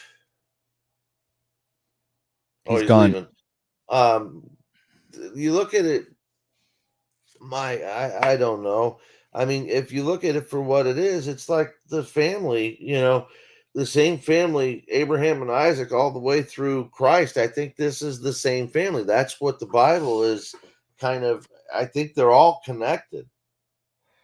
It seems to be, and I may be reading that a little bit wrong, but you know, almost seems like there's a, and I don't want to say, I don't But know. Go you know ahead. what? I understand what you're saying, but if you look at all the Marvel movies, like there are like 30 Marvel movies, they're all in the same universe, but they're all telling a different story. You know what I'm saying? It's like it's kind of like arbitrary. It's kind of like not really high. It's not something you can really build a foundation on, like with a conversation. You know what I'm saying? They built churches on it, bro. Yeah, I know, but yeah, okay, maybe, but I mean, it's still in the literal aspect. It's still a means of control. It's still a means of controlling the masses and taking the like the not strong, like the weak-willed individual who doesn't know where he's going, what he's doing, what he's believing in, whatever, taking that person and bringing him to some sort of understanding where you're going to treat that person as oh, a mental slave, because that person is programmed to that system of belief and is going to follow into those footsteps and show that to their children, when these are the things that are deceiving them into actually ascertaining a certain level of sovereignty, in whether we're talking spiritually or even in this physical realm that we live in. Connecting okay. both what you were saying about the laws and the laws of sovereignty before, and the allegorical aspects of scripture. And Wizard, if he was here, would probably back me up, but he's not. So anyway, He may. So Go the ahead, choice, Sterling. the choices yeah, between allegorical and I'm sorry, what was the other one? Literal. And literal. pretty good with like vocabulary and stuff. So tell me what you mean by allegorical. It's a story that's kind of like hidden Fairy beneath, tale. Yeah. Kind not of a fairy maybe tale. not necessarily a fairy tale, but yeah, go ahead. I Excuse me. can bring up the I hold on. I'll bring up the actual definition so we'll know what we're standing on here. Thank So you. I'm not going to just spew out anything. It's a hidden meaning within. It's not, like the story is the story, but the undertow of the story is the allegorical value of it. All right. So here from Oxford Languages, we have allegories, a story, poem, or picture that can be interpreted to reveal a hidden meaning, typically a moral or a political one. Okay, So, so if it's allegorical, could it have actually could something be allegorical, but it also actually happened, or that Well, well, that kind that I think that one does not deny one doesn't deny the other. For some correct. reason, I guess they could combine them both. Maybe. I guess it could be possible. I'm not denying that. It could be a possibility. But then um, the literal story would how can I it still has its own contradictory. It can still contradicts itself. to to me, just so I'm clear, it might to me it sounds like what we're debating is whether or not it's literal or figurative. Is that am I on the right page? So Yeah, like is the story actually telling the literal historical events that happened during this our human history, or are all those stories just like mythological or more moral based stories to help guide and but even deeper than just moral, like it has like a biological aspect to the allegories and astrological aspects to the allegories. So it does have some significance to the connections of this realm when you go deep into the allegories. So this is what I'm talking about. Is in other words, if you look at it just literally as a historical book, then you're taking away the complete spiritual side of things, which would connect the book. In my opinion, would connect the book much more to God than the literal interpretations of it. well, just so I put my cards on the table and answer the question, I would say I'm definitely not in the literal camp. Not quite sure about this allegorical. I'm kind of confused on the meaning of that, but I definitely don't think it's literal. But what I tend to go to is I don't know, and I feel like it's okay to I don't know. A lot of people are uncomfortable with I don't know, and I feel like a lot of people who are okay with I don't know are the same people who are comfortable with listening, and I feel like a lot of the people who are not okay with I don't know tend to talk the whole time. But that's just, and I'm not taking shots at nobody. It's just what I've gathered. Well, I'm in the I don't know, but I try to figure it out. I'm trying to, but at a certain point, I think I had it figured out. But then other things pop up and different avenues tend to so then your perspective changes. If and that's if you're open minded, right? That's if you're open to new ideas, new perspectives, and you can be locked into your box, but you can always have an open window or an open door where you can let other people come in and share their points of views and how they've experienced their life and how what they've been through, and and how now that relates to their current situation and how they deal and navigate in this realm right now, if that makes any sense. Hey, well, Sterling, in the words of the Piano Man, the more I find out, the less I know. So I do try and listen, and even when I talk, I try and figure out things. I mean, sometimes my wheel, and I've been hit in the head too many times, so this is probably the case here. But my wheel is working things out in real time always, you know. So I don't know if there was well, I don't know what the hamster thing that was going on, but let's talk about the hamster and the fucking brain. I've got one of them that doesn't stop. So Well, you see, Scott, because the initial trigger of this conversation was Freedom Grower and I were going through certain situations with a couple of YouTubers out there who are, pushing the literal interpretations of the Bible, and on top of it, they can't, they don't even know any of their scriptures by heart or nothing. They can't, if you ask them to back up whatever they're saying with some scripture, they can't do it. So at least when we're doing the research, we're bringing up scriptures. We're freaking diving into the topic, and we're not like holding back. We're freaking scrutinizing and analyzing every word to really understand the interpretations the way it's supposed to be. but when they're coming up, they're coming up and attacking us, and accusing us of all kinds of things, even treating us as demons and antichrists, and you name it. They'll do it. They'll throw rocks at you, just because of their beliefs. The literal And this is spirit of it. I get what you're saying. right. That's So this is why I'm trying to break down that literal interpretation of the Bible, because it's a certain way of defense. It's like, hey, look, wait a minute, man, stop persecuting us for a minute. Take a look at how we see things for a second, and make your own decision based off of the information that we're presenting you. So we're actually diving into the topic, researching the scriptures, reading them out loud, giving the interpretations that from a spiritual perspective, and trying to share that with everybody else.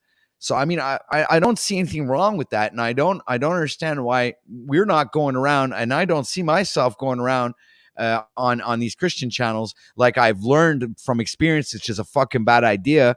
But don't go onto Christians channels and start telling them that they're a bunch of weirdos and they're believing in the tooth fairy. That would be ridiculous. I would be asking for a whooping, and that's not my kind of thing.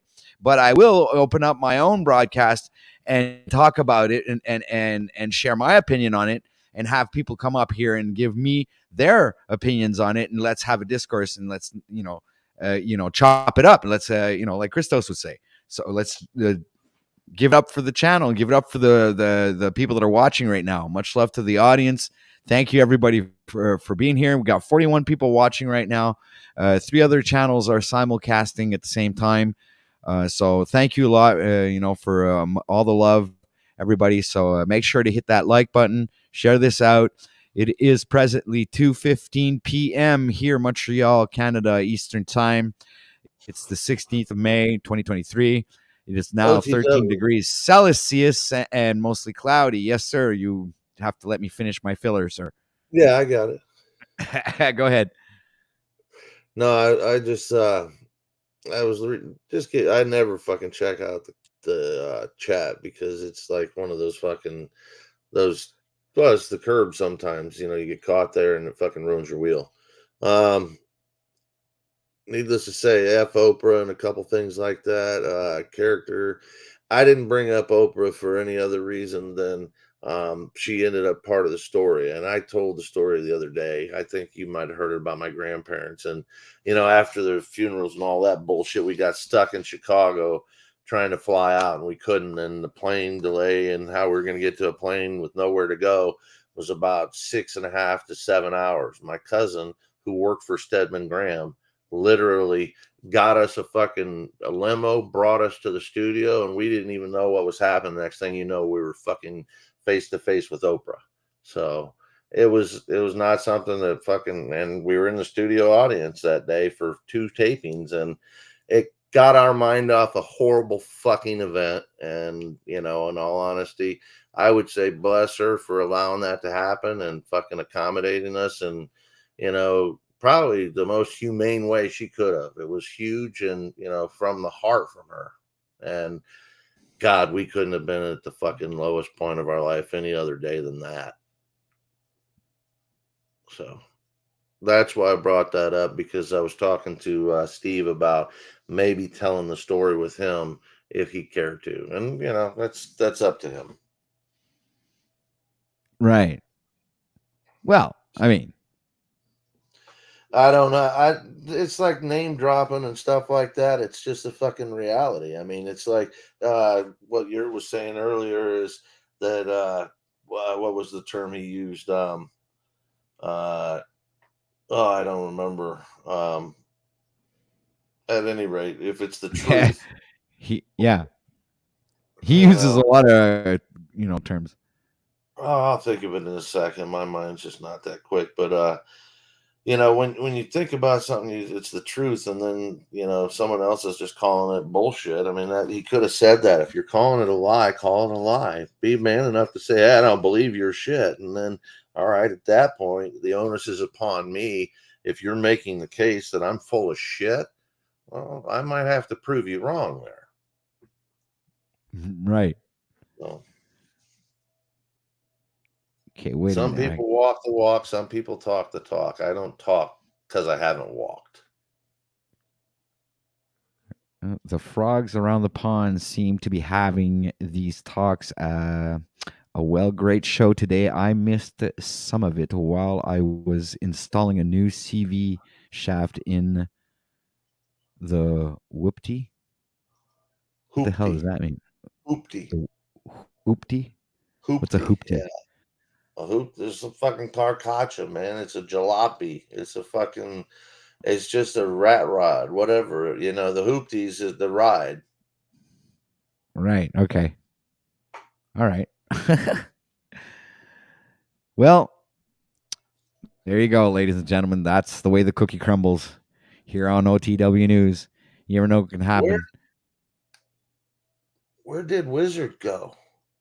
I don't know. He just he came up, opened up the camera, and left. He's got a big sign up here. It says private property. He's got a private property sign up top right. Right above an eyeball. Top right of the screen. Hold on. I'm gonna bring him full screen. Let's go check out what's going on over there on. There you go. Up at the top right at an angle in red, it says private property. Oh, yeah, you're right. Underneath it's a big eyeball. We got some family pictures. Looks like he got some crackers on the desk. Wizard, come out, wherever you are. He's got a little safe back there, or is that a cooking thing? Looks like a camping cooking thing there. Gas stove. Little stove with the handle on it you're talking about? Yeah. That looks like a little gas stove. Too tough to tell. I mean, you pop it open, it could be fucking anything from here. Could be a bomb. There you go. He's setting up for something. He's got that black bag there. It's gonna go. He's got that black bag, man. Fuck, don't drop that off. Wizard, you're getting suspicious, man. That black bag is suspicious, bro. Well, he disappeared. He'll come back. So anyway, OTW, carrying on with your discussion. I think that it has to be taken both ways, all right? And I think that I know the characters, and I don't even want to lend credence to their names at this point because it doesn't bear any fruit. That there is a literal sense, and there is a lot to be gleaned from the allegorical side. We're better for learning these lessons. All of us, we're better for it. And I think the misfortunate ones around us are the ones that they haven't been introduced to it. I mean, because the things that are going to keep you out of the trouble that we're talking about, which is the law, are the things that have given you morals and, a good fucking presence around people where you're not going to reach in their car and grab their shit, or reach in their pockets or your character is what you do when nobody's looking. And there's a lot of people that have really questionable character, and that's sad. There is there is the consequence of reality where if someone has to feed themselves or feed their children and you see them dumpster diving or, walking out of the store with something shoved in their pants, do you call them on it? I mean, therein lies that allegory side of things where you got to kind of make a moral decision. And that's, Well, do you? What do you? Yeah. There's a good question. Do you? Yeah, you got to help them. You don't call the law on someone that's starving. You don't do that. You don't try and hurt somebody that's already hurting. I just don't see that as a fair way to move forward. So you let him steal whatever he's stealing if you see somebody do that. You don't let them. You try and pay for it or something. You got to come up with another solution.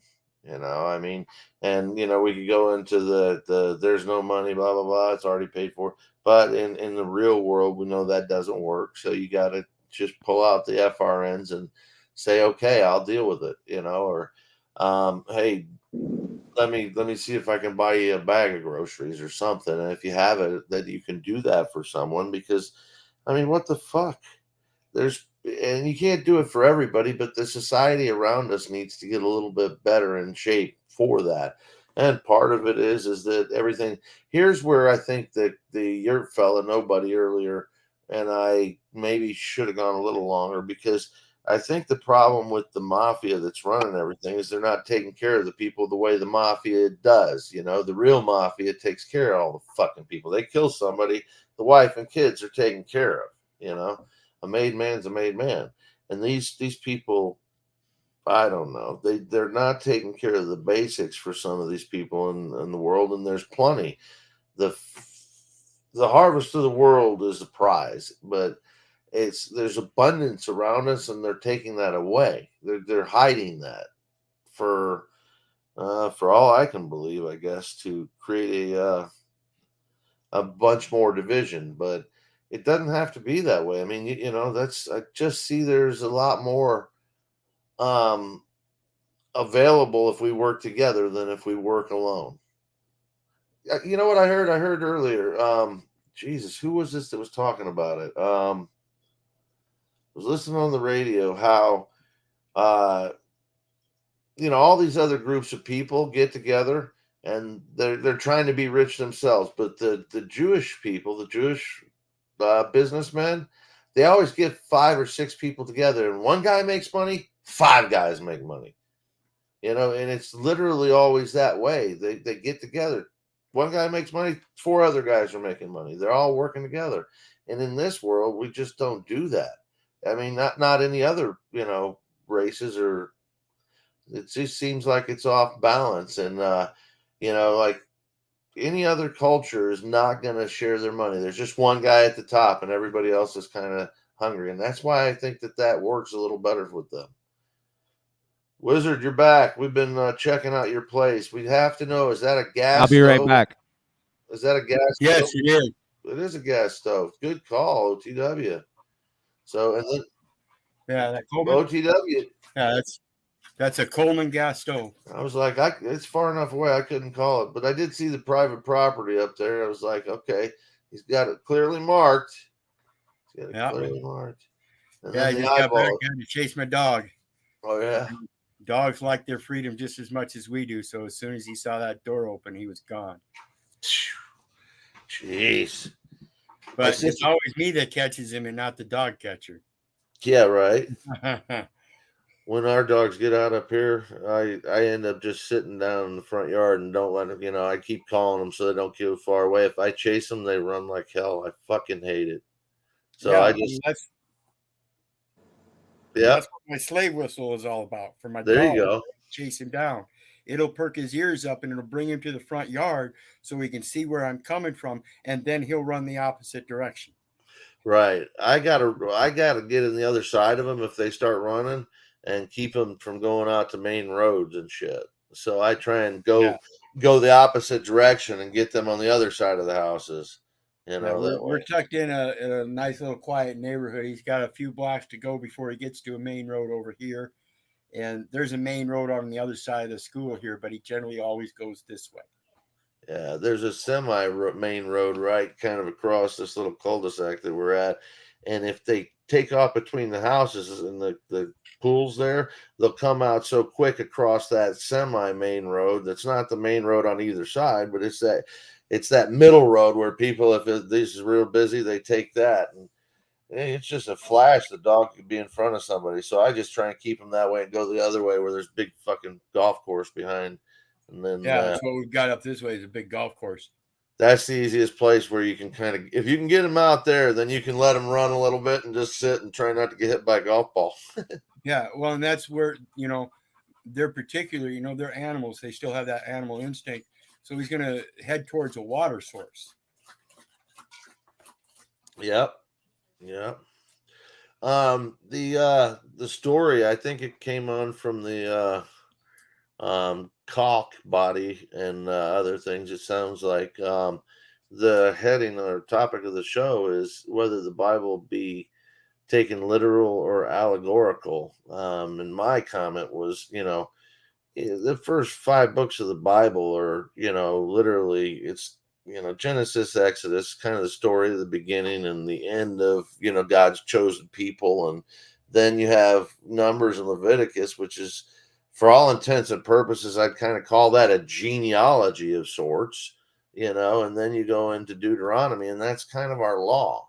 And we get a lot of the rest of the Bible is Matthew, Mark, Luke, and John. Hold the horse while I get on. You get, the apostles, the writings, number of other books and writings. So I would say that in the first place, I think that genealogy and stuff is kind of literal. And then, when you get to the apostles and stuff, I think that some of that stuff, obviously, of course, because it wasn't written for years after the Bible, after the apostles of Christ were here, or after Christ had died, I guess, years after Christ had died. So I would say that some of that would be a little more allegory. And what do you think about that? Well, I think the scripture is allegory. I think it's a matter of recognizing that all of it is something somebody else wrote down long before we existed, and therefore it's hearsay in any sense of the word, because we cannot tell if Jesus is true or real at this moment. We can only believe. So, in my sense, it's an allegory of how we're supposed to look at our life, and God is not necessarily a him or an it or a thing as we were thinking as a noun, but actually the source of life. Again, a verb. So everything is actions speak louder than words, and it's all dependent upon your good works that are concealed in or sealed in good faith. Faith without works is dead. So if you have faith in the devil, then your works are going to prove that you're a devilish being. If you have faith in God, your works are going to prove that you're a godly being. So I don't care what a man writes. I'm going to look at his actions. So it's a wizard, right? Yes, Keith. You can call me Keith. Keith, sorry. Yeah, I'm Sterling, by the way. So okay. So let me get, and I'm trying to figure all this out too. I guess when I think about it, I don't think about it in terms of like literal or allegorical. I think of it as like, is it true or not? You know what I mean? And like, because like I'm like I could be able to interpret the poetic version of it in hyperbole and read between the lines. But before I do that, I kind of like always wonder, but like, should I even begin to open it? Because like, I guess what I'm saying is, and this kind of goes back to what we're talking about with some of, if it were directly inspired by God. Well, let me ask you, Keith, do you believe it is the Holy Bible, or? Yeah, I believe it's inspired by the source of life. Okay.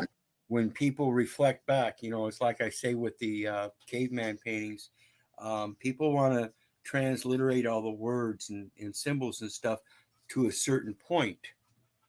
And that's going back to the origins of the written word. And we have a different expression that was used prior to that wasn't formed in words, but by pictures. And nobody wants to go back that far to try to transliterate that. And when you do and you contemplate that, the differences between the written word and the pictorial words, the pictorial words tend to bring a more verbal type description, rather than the words, which are literal. Okay.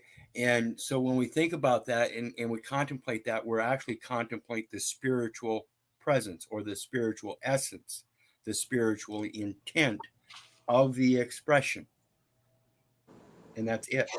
So the biblical scriptures are just an expression of a spiritual sense. And it's a conglomeration of multiple spiritual senses, as many different writers. And you can see the senses from each of those and bring them into views as one. And then everything that's contradictory, that's the stuff that causes the confusion, like the tree and the cross. Did you know that in the scripture it tells us that Jesus was hung on a cross, and it also tells us he was hung on a tree? I didn't know that. So why are there those kind of contradictions? Because again, they're from different books, from different people, and they were transliterated differently. but in the spiritual sense, it doesn't matter whether he was hung on a cross or a tree. Mm. The foundation was that he was hung for being who he was. What if somebody, and I'm just playing devil's advocate, this isn't me saying this. What if somebody said, hey, look, though, yeah, like if this was really inspired by the one true God, it seems like it would all be congruent and you wouldn't have those contradictions. He could give it, he could dictate it or write it or implant it into our brains, or I don't know exactly how, Right. but Well- the all God could convey it in a way that it was crystal clear. Right. What And do you- that's what the scripture says. He says he wrote the word of his law on our hearts. And that's why our heart symbolizes love, because love is the law. Owe no man anything but to love one another, for that is the fulfillment of the law. So as long as we love each other, that's the spiritual sense of doing unto others as we would have them do unto us. It's reigning throughout the entire kingdom, even in animals. Many animals you will see behave the same way. They won't do certain things that other creatures would do. Well, you said something interesting about good works, and you said, I'm paraphrasing, forgive me, and you correct me if I'm wrong, but it's about your good works. And if you do good works, then, you're all right with me, or something to that effect. Forgive Right. me, I didn't write it down. But my question would be, what if somebody was doing good works, but they were doing it for whatever reason? It wasn't like they weren't in a religion or didn't believe in a God, but they were really doing good stuff. Like really And doing. that's the spiritual essence. It's called the law of attraction and manifestation. This is what I tell people when they talk about manifestation. They talk about manifesting things. I don't do such a thing. I manifest the path, because I don't care what things come along the way. They will be provided. I want to make sure I'm going to get where I intend to get. So anybody that's willing to help me out along that way, those are obviously, in my eyes, good works. It's So I don't care what path you're on, as long as we're all doing good things. Everybody chooses different paths, but generally, everybody thinks about the same concept of when this life is over, they want to be in a certain place. So let me throw a monkey wrench into this whole thing, and I'm just spitballing from the past. When you name something, you have to define it. So imagine when somebody named God. Now defining that has come to where we are today. Okay, it has become one of the most undefinable scenarios that there is. I mean, everything else we can see, touch, feel, smell. And here we have to say, well, everything is God or nothing is God. And it's kind of an interesting quagmire. Are we gods? Are we of God? Are we inside of us? Is there a temple that is God? And when you name it, you have to define it, and that becomes the puzzle. And I mean, that's been throughout time, everything. And I guess who was the first one that got to name things? Adam. So No, I agree. I sort of agree with you, Scott. Like if you say, yeah, if you claim it and you use the word, you should be able to define it. But I kind of disagree that we should blame it back on that first person who used it. I would say even modern day, if you use it today, it's up to you to define it. And that's Absolutely. and Yes. you're right about it, that being one of the puzzle pieces. And I would say, but that's the first puzzle piece. You got to start with what it is before you jump to the next one. You jump to was, are we God? Are we of God? Are they God? Is God ever? Like one thing at a time. Like until we know what really, exactly. It's like putting But- a puzzle together, and you've got one guy that's got the puzzle, and he's got all the pieces in the box, but there's no picture on it to show him what it looks like when it's done. The other one, he does. I guarantee you, the guy with the picture showing exactly what it is going to finish that puzzle quicker than the other guy. with all due respect, it's more like one guy's trying to figure out what the overall picture is from the very jump, and the other guy said, "Nope, I'm trying to pick the four corners." Yep. Yeah. And that's part of the problem that we're dealing with. And I've mentioned it several times, guys. You guys have witnessed. I'm sure Scott has heard me say about the four corners of the earth. We have three corners that people believe in the spiritual realm of religion. That's Islam, the most modern, Christianity, which is the in between, and Judaism, which was the original, supposedly. However, everything is still dependent upon the archaic languages, which Hebrew is the only one left out of 5. So the four corners of the earth are actually the establishment of the belief in a religious system through the Hebrew alphabet. It never expressed it in scriptures, but through an alphabet. And it's actually called an aleph-bet. How would you break down aleph in etymology? Aleph-bet. Hebrew, aleph. Aleph. What's it say? What is yeah, that's what I was trying to understand. What I'm sure it's going to be the same thing as alpha. omega. It's alpha. Yeah. That's what I mean. That's what I was getting at. Well, it's alpha, and it's signaling that it goes in that order, first to last. Alphabet. Yeah, and ox is the one they use for alpha, so it's aleph, and it originally is ELEPH. Wow. The Phoenicians, the Greeks, the French have come along. Everybody screwed up our language. We are literally a language that is bastardized 100%, it seems. Absolutely. When that judge looked at me in the face in the court and asked me if I understood English, and as the kid that walked around with dictionaries all of his fucking life, I got fucking pissed, dude. I said, yes. And it wasn't until after reflecting upon his question and wondering why he would ask me such a question that I realized, no, I don't. English consists of Latin, French, Greek, all kinds of shit. And then that's just English. But when you go back to the etymology of the context of the contractual terms that make up the English language, they're not all words. Like behave, that's a term. It's a contracted term. Behave. It's 2 words that were contracted together. And if you separate them again, you have have, not behave. So it's all a morphism of the phonetics and the graphemes. Everything's just morphed. It's like you're looking into this real world and you see everything nice and clear. But when you look at the language, you think you see it clearly.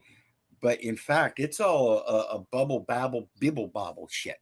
You know, when you go back and think about it and realize that, no, you don't understand English. What you're trying to understand is, in fact, a twisted language, twisted of braided knots, like macrame almost. You can use different knots for different languages and tie them in here and tie them in there and tie them in there. And that's what we got. So when you talk about the cross and the tree in the Bible, and somebody wants to say, well, I believe in the Greek Orthodox because the Strong says it's cross. Well, if you go to the origins, Hebrew says it's tree. So we have a placement of people that are picking and choosing the scriptures according to their own transliterations. And that's fine. That's fine. Again, because it doesn't matter how you transliterate it as long as your works are good. Period. There was a guy, I caught this probably a month or 2 ago. I was watching something. I don't know if it was on TV or maybe in a stream. I can't remember. I've tried to find it, and talking about literal or allegorical, there was a guy in 83 or 84 that was digging underneath the Calvary, I guess, where Christ was. Go ahead. I gotta go. I was hoping you might know what I was talking about. I'll ask you another time in another stream. Good seeing you. Good seeing you, Wizard. Hey, nice to meet you. Actually, you too, Sterling. Hey, cheers. Yeah. And I'm sorry, Scott, to leave you hanging, but I actually need 5 minutes myself. I'm sorry. No problem. No problem. We'll see if OTW is still in the background here, if he's over playing his guitars and Cadillacs. Patrick. Patrick. Where have you gone? Patrick. Let's see. Let's see. I don't know what I can do here.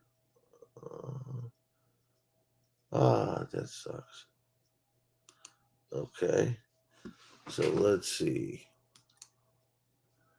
I'm going to try and find, I don't know this whole StreamYard stuff. I don't know anything, actually. Incomplete. Jurisdiction. Let's see if, no, you're in the show uploading. I don't know if Patrick has to allow this to show up or not. We'll find out. This is here. No. Yeah, he has to allow it. So I was gonna just riff with some BS and keep you guys entertained. But I can't find it.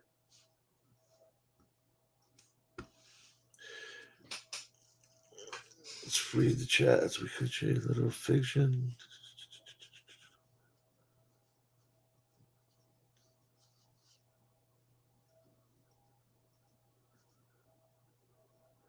The pineal gland. So what is it? The pineal gland and Santos Bonacci talking about the Cristo oil. Cristo, where are you at? I saw you in the chat. I looked down there earlier, and Cristo oil. I hear you talking about that. You're holding on to your seed. I think that's good, man. Santos Bonacci talks a lot about that, and he actually goes and travels around looking for the hidden symbols and the churches all around the world. And I can get lost in some of that guy's content. If anybody doesn't know who Santos Bonacci is, what does he call himself? It's something. He's got a specific name with regards to the channeling of information that he does. But the spiritual guy. Another guy I like to watch. I haven't watched enough of. I want to watch. Unfortunately, he passed away in much a very mysterious way. Asia Carrera. No, I can't remember what the girl's name that was involved with him, but Anthony Bourdain. The traveling abroad that he did. So I'm just trying to keep this going. OTW. Patrick, did you leave the house? Is away. But no, Bourdain. I am the Tao. You're funny. I always wonder if I am the Tao is actually Paul. So yeah, it probably is. He's double speaking there. So I don't eat pizza just to know. Wow, there's a bunch of.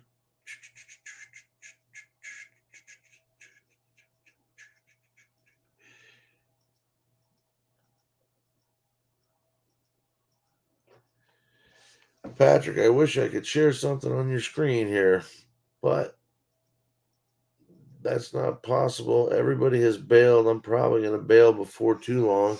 I do recommend checking out that Bourdain channel and Antonio Bonacci, Santos Bonacci. Who's the other guy? You guys were talking about Jordan Peterson. Somebody was the other day, but there's several shows out there to watch if you're interested in stuff. And I wonder what's going on with Biden. I'm looking at the news here. I know that Durham's probe was finished, and they say they had no reason to go after Trump, no evidence of anything with that. So protesters are gathering on Capitol Hill over debt talks. So they're arresting people right now, live on Capitol Hill. We have stomping her feet. What is this? Popular democracy. The popular democracy folks are getting arrested at the Capitol on Capitol Hill today. Let's see, we turn on some volume. What we are being told. and that is ongoing and happening on your screen. One woman was resisting significantly, per our producer, and 3 officers were restraining her before The Center for she Popular eventually Democracy had they raising eventually Cain had at the to go off the Capitol. ground. The biggest sign that Flags are thrown on the protesters ground. They have ripped says them our down. lives are not negotiable. Looks like I believe that's flags. probably the sign at the center of those protests there, John, that someone's reaching over to pick up. Other As protest these signs. protests are happening ahead of this big meeting this afternoon. The Republicans say, look, we're not looking for big cuts. We're just looking to limit the growth. This is Fox the Blues. budget. Let's see. Which would be the one. OTW, man, I can't carry this thing on unless you want me to talk about the Bible some more. Matthew, Mark, Luke, and John. Hold the horse while I get on.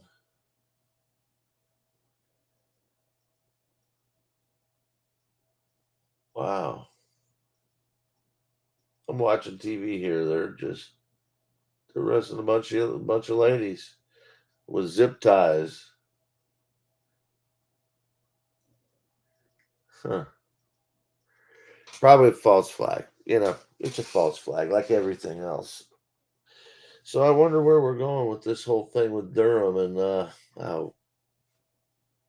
probably shouldn't talk politics on this, but while I tried to hold this down, OTW, you have left town.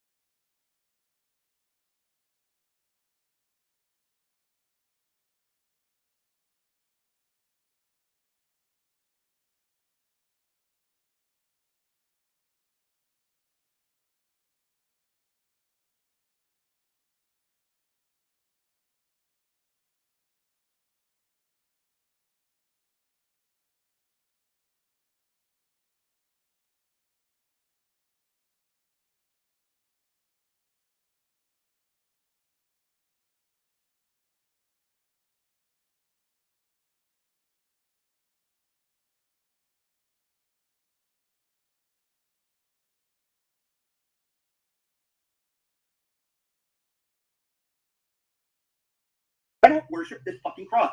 The only reason this has value to me is because my father gave it to me when I was 11 years old, and it's been on my neck since for 50 years, other than the few years my mother lost it on. But that's fine. But the issue isn't the fact that you worship what you're wearing or not. The issue here is the story allegorical or literal? This is the only thing here. This is the issue that we're trying to debate here. But obviously, what's this guy's name again? The communist on the bottom right. I'm sorry, I forgot. Voynich. He said something that I thought resonated with me. I believe both can exist together. Truth and allegory, right? And if you look at many things in your life, it works. Yeah. It works. Like historical and allegorical can coexist. Yeah, they can coexist. Yeah. Right. I guess I can't argue with that. I guess it could be a possibility. I can't. Like when you told your story. I've already argued it, so I'm not going to lose. What would you have to bring as proof to fucking prove the fact that there, in my opinion, there is no story. OTW, your story of the church. Your story from fucking beginning to end. From the first page to the last page, it's an allegory. That's it. I'm going to die on that. That's it.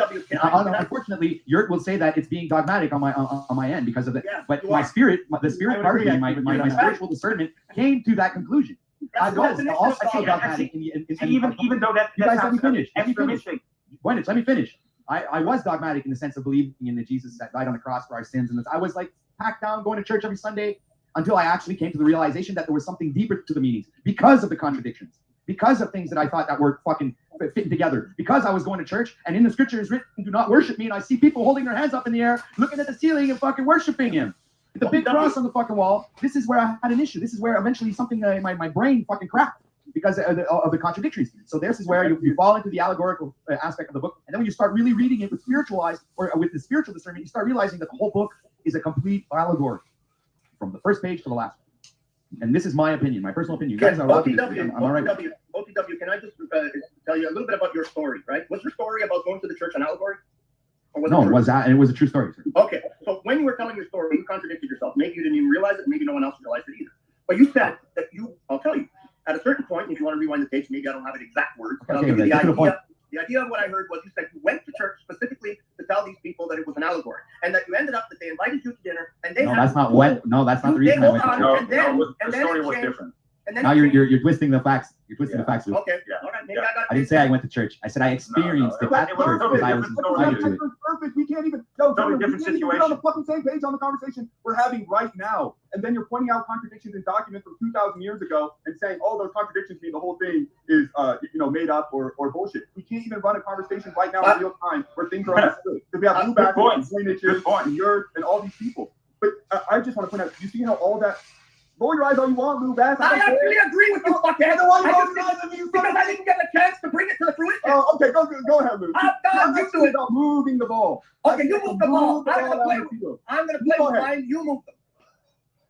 I was trying to say. I like the way that. Let's get ready to rumble. I like the way that Patrick just kept it on top. I was just trying to say that OTW mixed into his story. And whether he believes it or not, or whether he thinks he did or not, I caught some of the inconsistencies in what he said. So what he did is he mixed in a little bit of allegory to make the story more relatable, more whatever. I told it as it was. You did. If you want to rewind in it, chat confirming that what I said was true. And I'm not saying what you said was not true. I'm not saying that it wasn't. Hey, Scott. I'm back. I like the yes no conversation. Yeah. Hey. Sorry. Who are you listening to? Yeah, anytime you do that, I really love it when you do that. What did I do? Did I get cut off? I'm sorry if I got cut off. I don't know what happened. No, nothing good. I don't know what you did, but you did it again. What did I do? You did it again. Yeah, what did you do? I don't know. But you did stay silent for a few minutes. How somebody's backstage is coming up.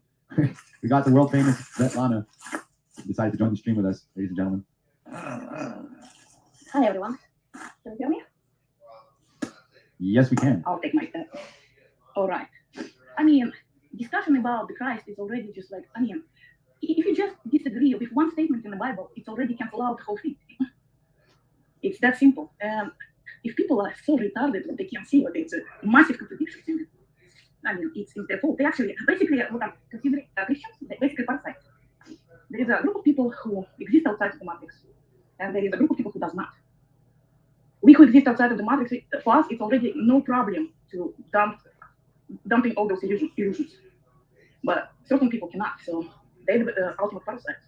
They actually using our energy to continue what they used to to be alive, to have a body, to reproduce, and all kinds of stuff. So, all right. So Dick, plus, if you look at the we have Svetlana's on our team.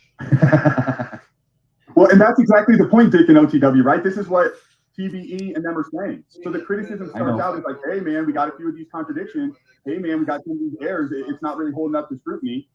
To a couple steps later, Christians are parasites. They're completely mindless drones. I'm sorry, go ahead. I didn't say that either, but Svetlana said that. But that's not completely in line with everything she said. I know, but those are I get that. It always goes to personal attacks. You're right. It does. And it's actually not only Christianity, all of the religions, all of them without exception. Everyone who thinks what their religion is the best, they're retards. Well, that's why I don't believe in any religion. Just like one of the things, I don't believe in any religion. I try to take the information, I look at it from a different perspective. I don't look at it as a literal thing, and I try to take what's good. I try to take what's good and what resonates with the truth, and to the best of my abilities, because I am a lawful person. I am a person of integrity. I am a person who wants to do good, be good, and do good actions and be to service to others. So in doing that, I take all the good aspects of those scriptures. Excuse me? I'm gonna have to put my earphones on. All right, I got my head. Basically, if you're able to see what you have illusion or delusion. La da dee, la da da. Each one of us. La da dee. La da da dee, la da da. To the church, the priest basically told me that females. Orada sala sala ya la la yablada. Hola. Buenos dias. Muchas gracias. I am back. I was occupied. Somebody was trying to buy my camper. And I come and they knock on the door, and I was busy to try to sell the camper. Maybe they call back for the camper. Who knows? Anyway. Sorry about that, guys. That's the joys of live streaming. You never know what can happen. Some people can come knocking on your door trying to buy stuff. So, all right. So that's it. That's because I needed that fiat currency. Yes. Welcome, everybody, to the show. I am back. We still have another hour before we stop streaming, because why not? So, Scott, to be. You are listening to something, I don't know, and people are listening to this, and they can always rewind the show and go check it out. That was you guys earlier. I was yeah, I know. I was just catching up on some of the stuff that I missed, and figured, rather than me rambling on, I tried to share a screen and couldn't, because I was going to bullshit about some other things, see if I could go through some of the scripture stuff that may be pertinent, but no, I don't want to do it now. I'm better with you here. I would rather plan something in that case. I was just going to go and pull up something and try, and I don't have any real experience with StreamYard or sharing screen and stuff too much, so I was just going to play around while you were gone and seeing what I could talk about, what I could find that might be, pertinent.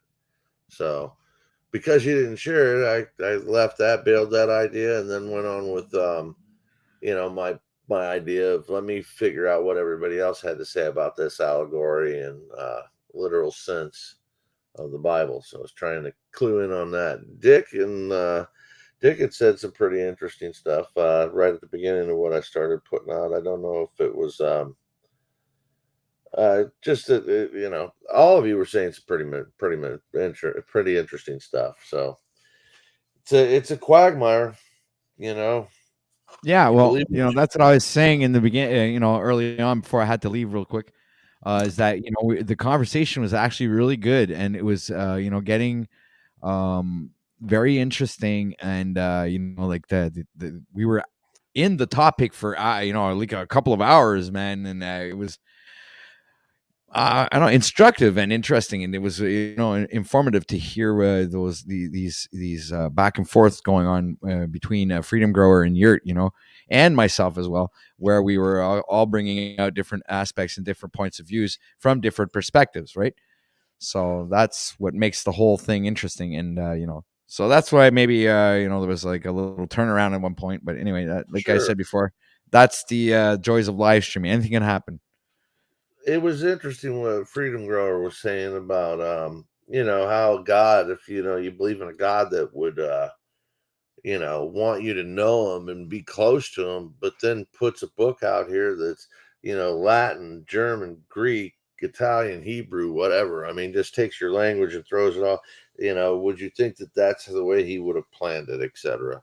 So I mean, just an interesting take on it, and everybody has an interesting take on it. I mean, playing it at fast speed like that, and then I walked out of the room for a minute, so I didn't hear everything that was playing. But I was just trying to keep your dead space from being totally quiet. But where did you go? You're muted if you're talking. Somebody wanted to buy my camper, so they that's came right. they came knocking. So I didn't have a choice. I was like, kind of stuck between the hard So and did you rock sell place. it? They interested? I don't know. They look interested. They told me they're going to get back to me on it. I think they have maybe other places they want to go check or other campers. I don't know, but it looked promising. Yeah, the person did look interested. Yeah. What do you got? Like a fifth wheel or something, or what? What is it? No, it's the one of them tow puller. You tow it Okay. around there. Right. Okay. It's a trailer. And Okay. it's a nice little trailer. It's 20 feet long. It's 7 feet wide, 6 feet high. It's got all the space you need because I stripped it down and rebuilt, the insulation and everything inside of it. So then I was just put it on Facebook for sale. But it's I an think old I heard you it's an old talking about 19. Yeah, it's an old 1977 trailer. It's the same age as me. No kidding. You should take some old panel walls and put it in that thing and do that 90s, or not 90s, but the 70 van conversions they did before the big company started doing conversions. The guys were putting fucking, dice in the fucking mirrors. They were putting fucking fluffy carpet on the dashes and, panels in the back and putting beds with big fluffy. It was pretty cool watching some of that shit happen. And then the paint jobs that were on some of those old vans, just, really cool murals. I mean, really cool stuff. I remember there was a guy. I won't bring him up. There was a really cool artist that did a bunch of vans in the Florida area, but it was a really cool artist. I mean, like van would have a hand for a door handle and stuff like that. It's cool. So, at any rate, I don't know, man. The Bible seems like a mini to go allegory on it, there is many hidden doors. Seems like one thing leads to another, and there's a lot of not I wouldn't say coincidences, but tie-ins. Like one thing ties into another so often that it's really strange. For a book that's been put together by so many people after so many years, and I mean, if you go to the what was it, Constantine, when he put it all together? I mean, what do you have? The high priest and the Pharisees at the time going, this is scripture, this is not, this is scripture, this is not. So I mean, it became, if what was that the Council of Nicaea or something like that? I'm not sure. I'm not sure. I don't know. Wrong. But they basically just decided that half of the shit there didn't matter and the other half did, and I think that's where women got taken out. The Gospel of Mary, Mary Magdalene, stuff like that. That's where I think that disappeared, and any references to women, being any kind of power sorts were left behind. I may be wrong on that. I wouldn't know. Yeah, I who would know? I've got a cousin that studied that and is a little bit more up on it. And then, some of your guys, Yurt might know. Freedom Grower seems, you never know.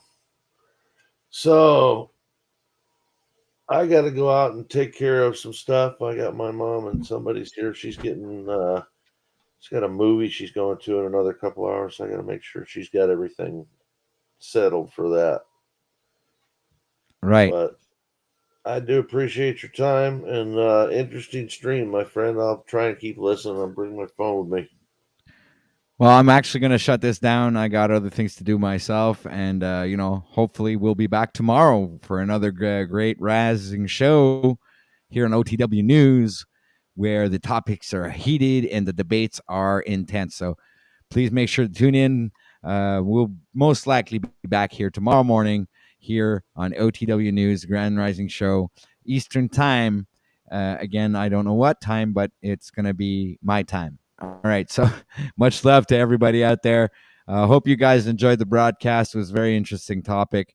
It was and I had great people up here. Thank you also to everybody who gave donations today. It was much appreciated. Thank you so much for your support. This couldn't happen without you guys. So thank you for helping OTW News stay up and broadcasting and bringing you the best information and the best broadcast possible. And this is all thanks to you guys. So much love and respect to you guys. And I'm going to leave you with this outro song that I think is really cool. So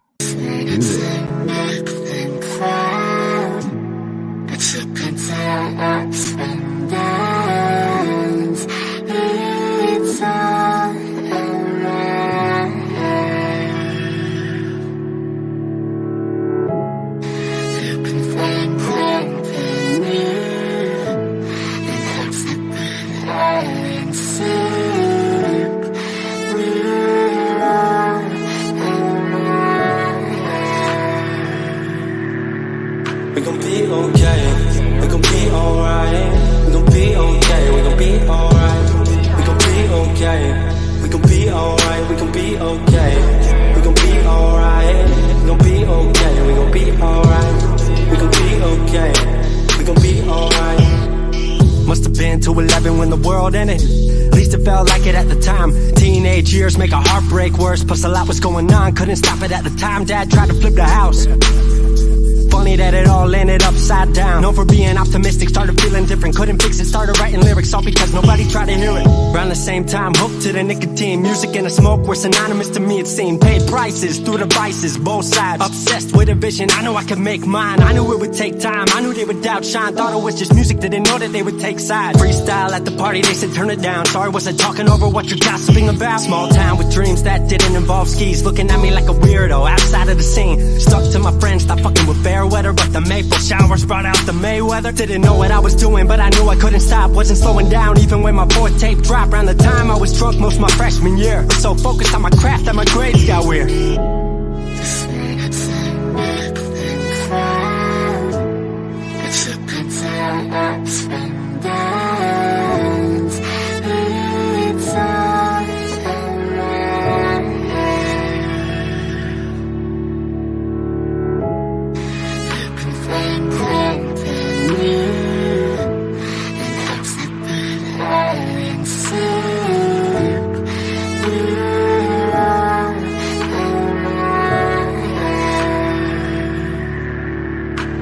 Thought I figured out I just wasn't made for degrees. Went home, then I went back early 14. All my friends had new friends and I lived off campus in a dingy apartment on a twin bed mattress. Sucked, but I kept my grades up for a bit. I would kick it with some homies every now and again, but the Laramie cold was keeping me inside. And I was smoking on the green when I needed to write. Wasn't able to sleep or even write without it. And being alone made my anxiety spike. If I was hanging with the group, I was drinking that night. Couldn't handle being out without a drink in my sight. Was a mess working on the science of feeling tall. If it wasn't for that tape, I wouldn't get up at all. Recording on a mic that was USB. Thankfully I had Craig making all of my beats. Still struggling trying to be heard. Still a joke back home, stuck in his work. Dropped science to dead silence. I was like, word.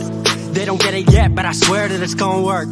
Went back home for the summer, met up with a girl that I used to love. But I was all messed up at the time because I couldn't deal with thinking about another end to us. She brought me back to life, back in senior year. Couple months of that and then she disappeared. She explained to me, and it made sense to me, that I couldn't move forward with a heart in fear. So I got distant on some bitch shit, can't lie, I was truly being a dipshit. Like oh my, knew I would move to Seattle then. Home never let me stay too long, I guess.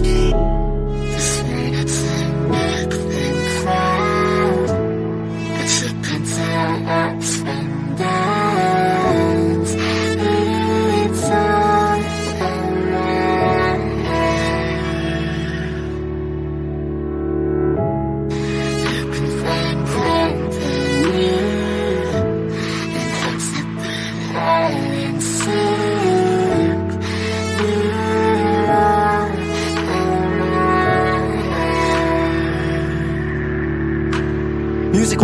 money, so I headed out to AI. Art school, so I thought, cool, I'ma be fine. Family wanted a degree, cool, I'ma get mine. Not sure if I made the move for me at the time. I just had to get out, I was just tired of being home. Every ounce of my future was riding on a microphone. That's a lot of pressure, even for a condenser with no mentor to measure up. My music was truly meant to deliver. Fell in love with the city, fell back in love with my art. I was truly in the present, I learned to follow my heart.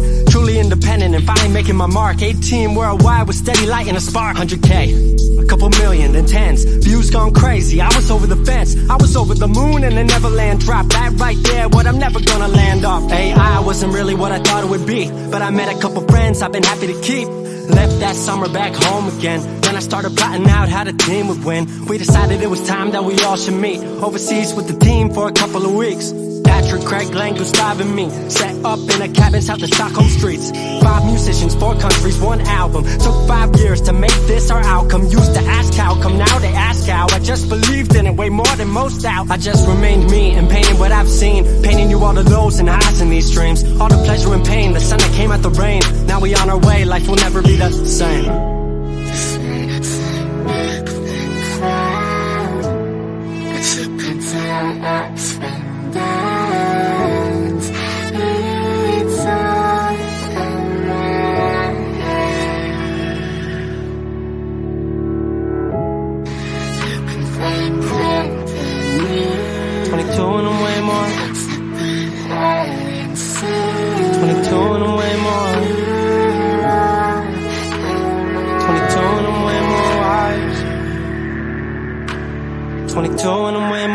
To the fact that the world makes plans that the mind can't hatch. No heart makes dreams, working time can't match. And I choose to be truth, nothing rhymes like that.